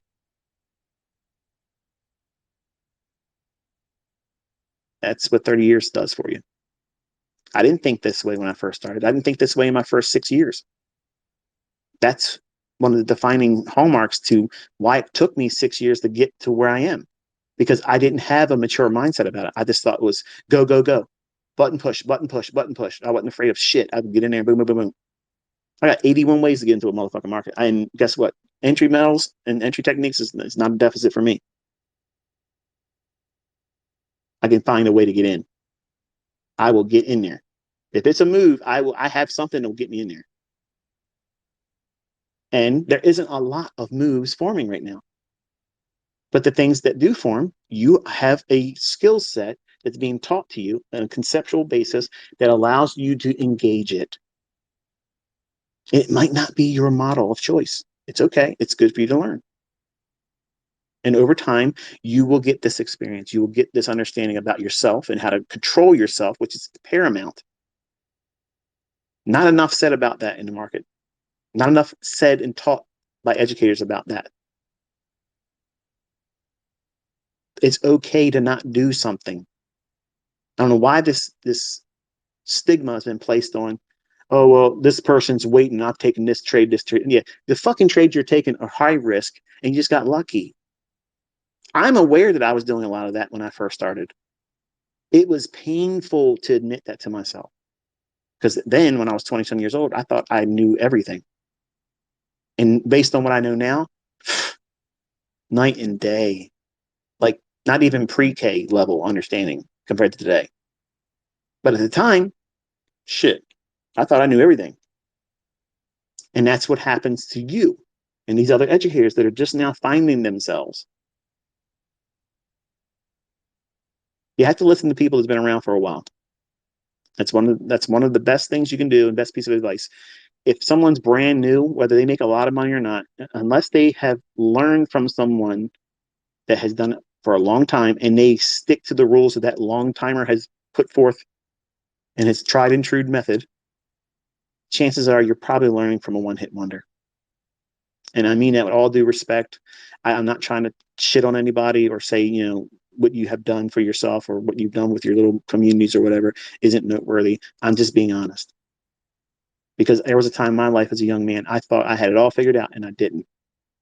Not even close. I know when not to walk forward. I know when to take a step back. I know when to sit still. And 99% of the people out there that act as a trading guru educator, they don't know that. They just know get in because they have to keep up with this level of expectation that they've placed on their viewership.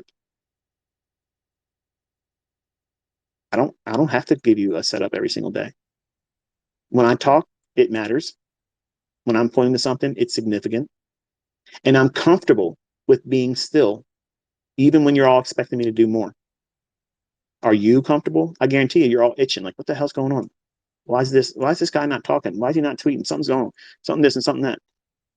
Um, this is for the funded account guys. There's one company that does all these things to try to get me to trade in their shit.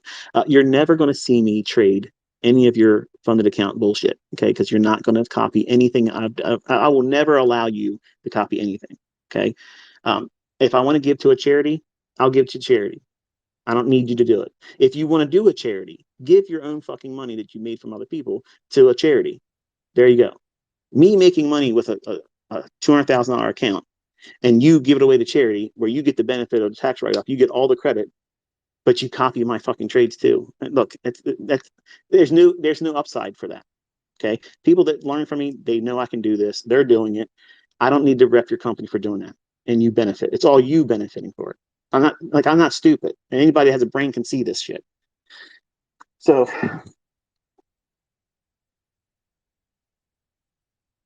there was really no other place to place that. I was going to do it in the beginning, but I almost forgot to mention it in here. So like I said, I'm not interested in your funded account bullshit. I'm trying to work with my son Cameron so that way he can do it. He's trying to wrestle with these demons he's already created for himself, being a young man, impatient, trying to treat it like a video game, which it's not. He's found out it's not. And you wrestle with a lot of stuff that you bring to it. He's had success in other things that he's done, and he thought it was going to just translate into trading. He's going to find his own way and be able to say this, that, and the other thing. Say, no, I did it my way, Dad. Just like Cody tried to do it, and Cody fucking failed. Trading crypto bullshit. Okay. Dad knows what the fuck's going on, but Dad has kids just like everybody else. You know what you were doing as a fucking teenager, young man, young woman. You know what it's like not listening to your parents. You didn't think they understood any fucking thing. Oh, these people, they don't get it. These old fucking geezers.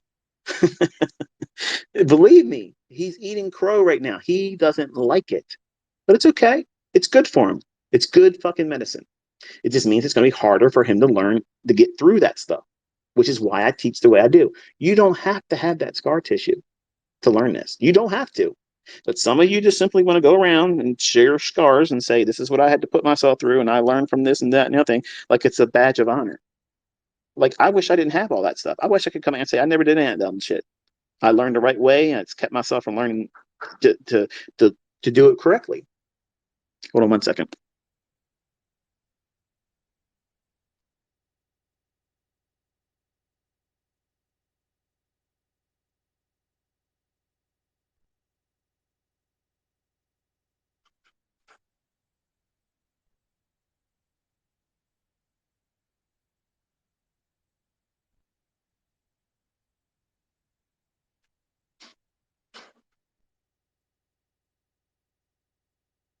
So anyway, my wife just got back to the room, so she's going to be wanting to do something with me. So I'm going to close this one here, but I think I've covered enough today. Gave you a little bit of a woodshed moment, gave you some encouragement as well. Put your nose into the chart so that we had to do it yourself, and reminded folks of what matters most and what's the most difficult thing in this. It's you, the person that you are, that brings all of your character flaws, all of your strengths. They are going to be the weaknesses in your trading. And I didn't say that wrong.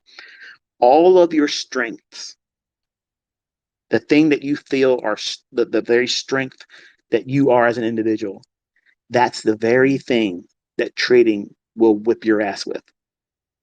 The thing that you think that makes you the best thing and everything else is going to be the very undoing that unfolds in trading. What does that mean? Confidence. My son came in confident, and now he's not confident at all. He thought he could do it because everything else he was good at. So he came in with overconfidence. Some of you come in here thinking, oh, I'm patient. I'm patient. And you discover you're not fucking patient at all. You're impatient. So when you find out whatever that character strength is for yourself, coming into this, you want to be very, very careful what you recognize in yourself as what makes you strong. What's the good qualities that you have? And that's going to be the very thing that the market uses psychologically to undo you. And that's why you never see it coming. Nobody starts this and sees how they're going to end up failing because they focus on their strengths and they don't identify their weaknesses and take the time to fortify those weaknesses and build themselves up and identify that they do have weaknesses.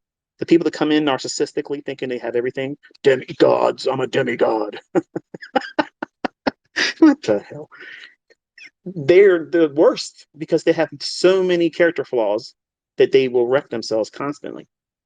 And they'll only champion the very few times that they're consistently doing something right. And that's unfortunate because that's something that needs a lot of work to fix and correct.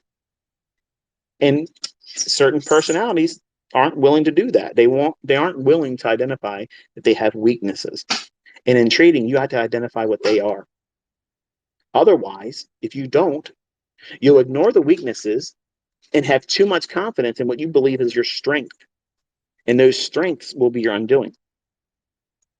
And you'll blow your account, you'll fail, and it will be demoralizing to you because what are you doing subconsciously? You're thinking back, this was the best I had. I came in with these strengths and I failed. I can't do it. I'm quitting. And you're just doing it wrong. That's all. You're just doing it wrong. You need to change and recalibrate and approach it from a different angle and give yourself a lot more time and flexibility and permission to not do it right in the beginning. That's what learning's like. But whenever you start adding money to it, now it becomes something totally different, isn't it? You have to be right. You have to be profitable. Otherwise, you're broke or you're failing or you've lost your account. It changes the scorekeeping mechanism from just feeling like you enjoy doing this to, are you making money or you're not making money? In the beginning, you can't think of it like that. You have to know who you are, discover how you're going to undo yourself and wreck yourself and derail yourself. And it's always the person. It's not the method. It's not the fucking method. It is the person. Because good money management can work with a shitty system. Proof of it is flip a coin. Flip a coin and risk very, very small amounts. Let runners run. You won't make millions of dollars with it, but it's better than you trying to do what you've done in the past because it's a rule-based idea. And you're limiting losses, which is the first rule in trading. Control capital. Preserve capital. That's the rule number one. But when you're coming into this as a new trader, a new student, you're not thinking that. You're thinking, how much can I make? How fast can I make? You see, those are the things you're coming into it with. How fast can I quit my job? Not how can I make sure I don't lose all my money? How can I make sure I preserve capital, even knowing that I can take losing trades, I can still weather that and make more money? That's the difference. That's the difference between someone that has a realistic expectation to investing in trading versus someone that just wants to get in here like the crypto phase. Okay. So many people got into trading because of Bitcoin going to 60,000, 70,000 almost. They never would have touched any markets ever. Stock market's always been there. Commodities have always been there. The crypto came out and everybody else was sitting on the sidelines thinking, man, everybody's getting rich with crypto. I'm going to go in there and pour my money into it at 60,000. If it drops a little bit, average in, hold on for dear life. And it keeps on dropping, keeps on dropping, keeps on dropping.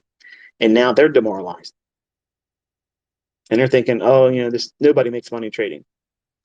They came in with their strength. Their strength is they're going to do what everybody says is risky at the time when everybody had already done it. Everybody was chasing it. And when the mania was high, that's what I told everybody. All my long-term students know this. I said, we're done. We're done. And it dropped. And it doesn't mean I'm a good crypto trader. It just means that I understand market psychology. I understand how traders are victimized when they're in that loser cycle. And when mania comes, it's it. They're going to put the brakes on it and start taking it the other way. But those traders that came in when crypto was running hot, who was left after that? Nobody. You're talking about John Q. Public, the people that would have never done any type of investing or trading. They finally took the leap of faith to get into that stuff. What are they feeling right now when it tanked? You think they feel like they made a good investment? Buying it at 60,000 plus, 50,000 plus? And it went all the way down to wherever it went. I don't even know off the top of my head where it went. And I don't even know, I don't even know where it's at right now, to be honest with you. I'm talking in obviously, in previous conversations in the past. I mean, it could be wherever it is, I don't know now, but that expectation that you hold over yourself coming in, that you think that you're going to be good at trading because of this, that, and the other thing, that's never going to be the strength. Like I thought my obsessive compulsiveness would be my undoing, when in fact, that's the very thing that makes me ICT. I would have not been able to stay with this, number one. I would have not been able to identify certain things that brought attention on myself, and all of a sudden found myself in the presence of people that you would never meet. And gifted with insight. And here it is. I'm sharing it with you, and you're seeing the fruits of it with other people doing it, all by their own steam. And I'm so proud of that. I'm proud of that. I'm proud to see students that stick with it. They didn't listen to the naysayers. They didn't listen to the people around them that said they couldn't do it. Their spouses, when they don't agree with it, that's hard. That's so hard. If you have a relationship with somebody that doesn't believe in you or believe in what you're doing, you might as well never bring it up or talk about it, because you're going to add more dimensions to the difficulty and impossibility of succeeding in this, because you're torn between who you love. You don't want to stress them out, but you don't want them to stress you out. You want them to encourage you. But if they don't believe in it or subscribe to the same views you hold in this, you can't convince them of it. And what that does is it creates an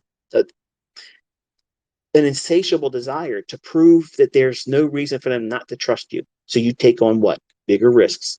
You trade more.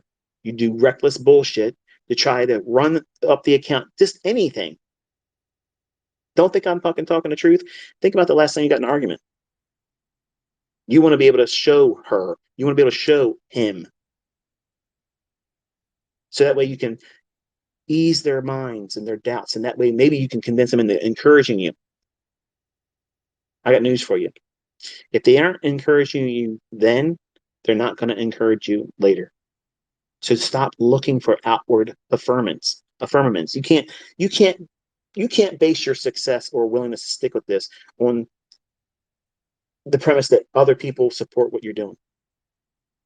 Nobody thought I was going to be able to figure this stuff out. Nobody. And my uncle, who introduced me to the idea of when I was 15 years old, got pissed off when I started figuring the shit out.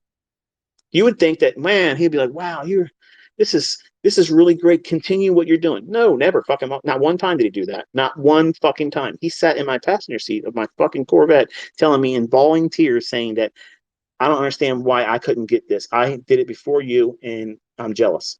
His fucking words. And I'm like, what the hell, dude? Really? That's what you see in all this stuff? You resent me because I'm able to do it because I put a lot of effort into it? I've studied and studied and studied? No.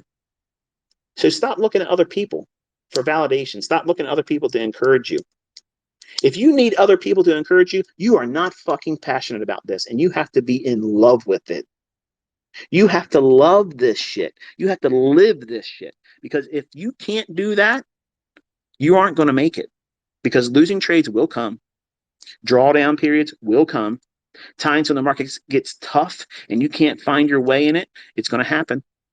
That shit's always going to be there. And if you can't find the encouragement in yourself to stick to the rules, trust that the process will yield the results that you're looking for, not on the timetable you're looking for, and certainly not on the timetable that your fucking friends and family want you to have, to justify their doubts. Fuck their doubts. Who gives a shit if they don't like what you're doing, if they don't believe it's going to happen? They're not doing it. You are. You're putting the fucking work and effort into it. And when it comes time for you to pull out the fruits of what it is you're putting the hard effort into, and they're your spouse, they're your significant other, they get to share in that reward. Whether they change their tune after that or not, gives a fuck. That's not why you're doing it. You're doing it because you want to do this. You believe in it. I don't look at my wife, who doesn't like the fact that I'm still talking to you right now. I guarantee you, she's now one out on the balcony. That's her way of letting me know you've talked too much today. But I got to get this off my fucking chest, and I'll have to apologize, and I'll have to see her attitude for a couple minutes until we go somewhere and get something nice and eat and whatever. But that's the shit that goes on when you're in a relationship. Relationships complicate this.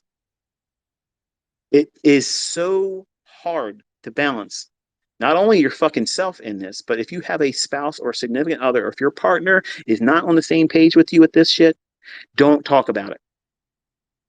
Find an avenue or an outlet that if you're having difficulty, you want to talk. And in that regard, I think a community is,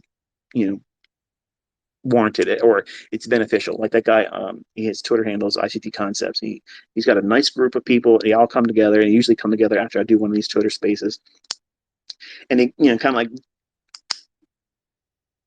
provide a soundboard for everybody else to take the opportunity to say, what did you get from that discussion, and what does that mean for you, and how does it resonate with you, and what did you get from that, or how did it make you think about things? Did it challenge you in any way? And hearing other people's perspectives and what they go through, that's great. I wish I was listening to it before I started listening to it, because it's real people going through real shit.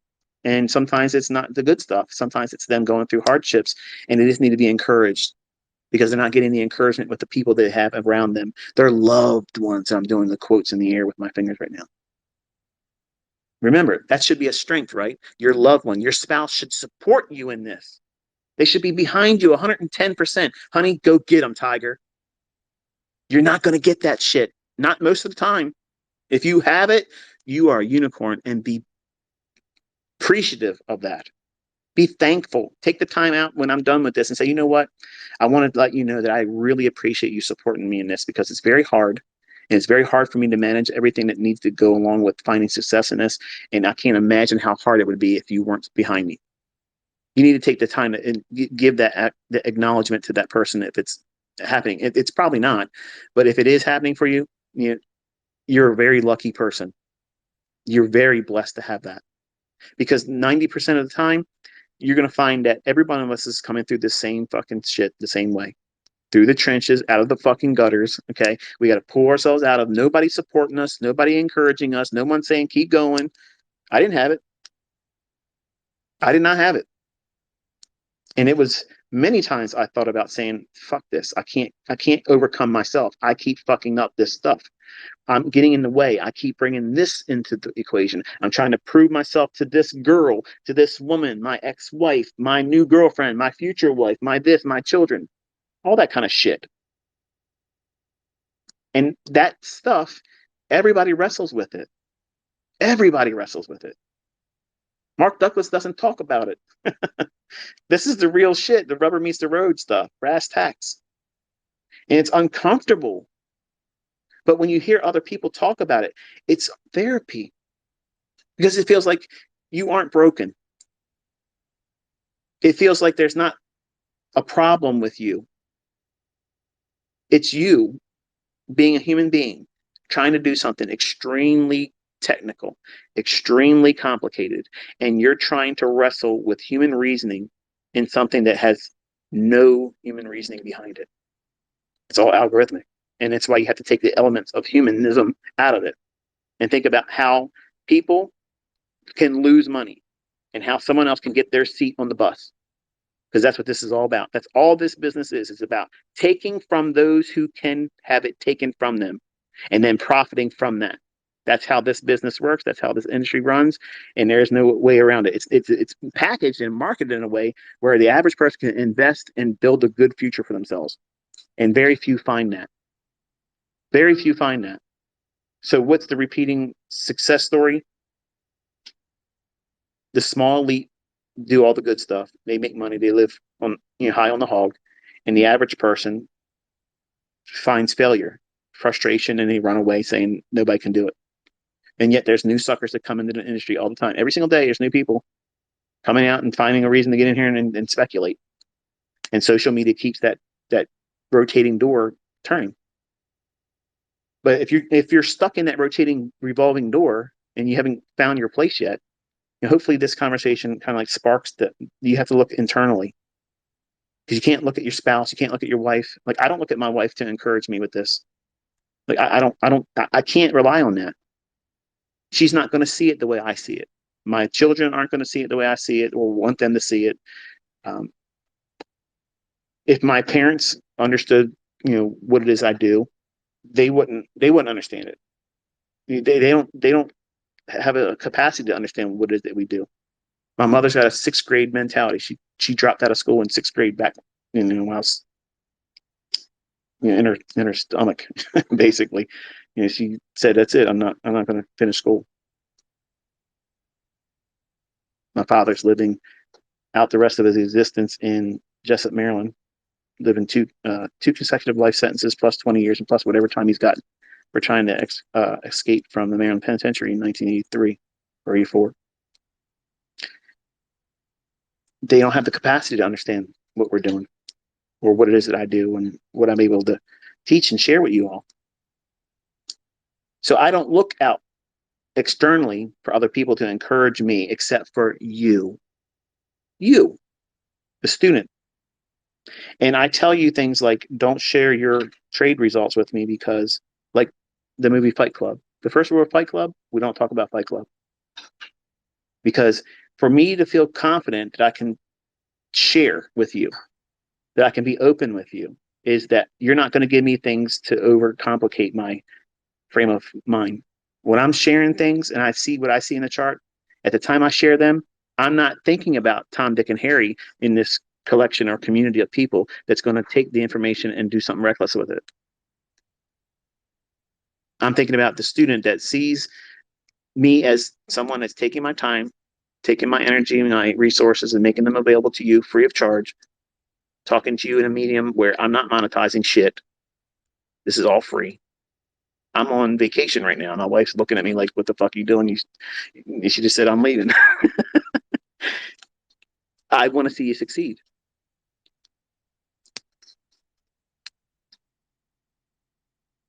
And I don't want you to give me feedback that derails me as the mentor. Tell me you made this and you made that makes me feel like I don't want to do it again. So if you want more of that, don't do that. Okay, I'm not looking for high fives. You shouldn't want my high five. You don't need it. If you've done something right, you don't need anybody else to tell you you did it right. You don't need me to critique it. You don't need anybody else to critique it. If it feels right and you did everything based on the rules, that's all you need. You log it and you go forward. So that's going to be it for this one. Hopefully you got something out of it. I went a little bit longer than I said I was going to go. Always works like that. So I will be with you on a tweet tomorrow. I'll be tweeting the person I believe should receive that 20 or 200K Royal Challenge.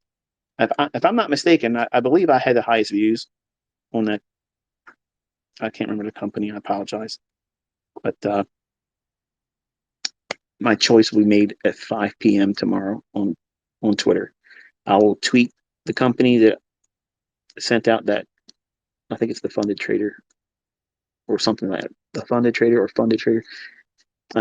That company I have no affiliation with. I'm not getting any kickbacks. I'm not in any partnership with them. But I will tweet their handle, and the person I believe should be gifted that 200K Royal Challenge at 5 p.m. tomorrow. And so I'll talk to you next time. Be safe.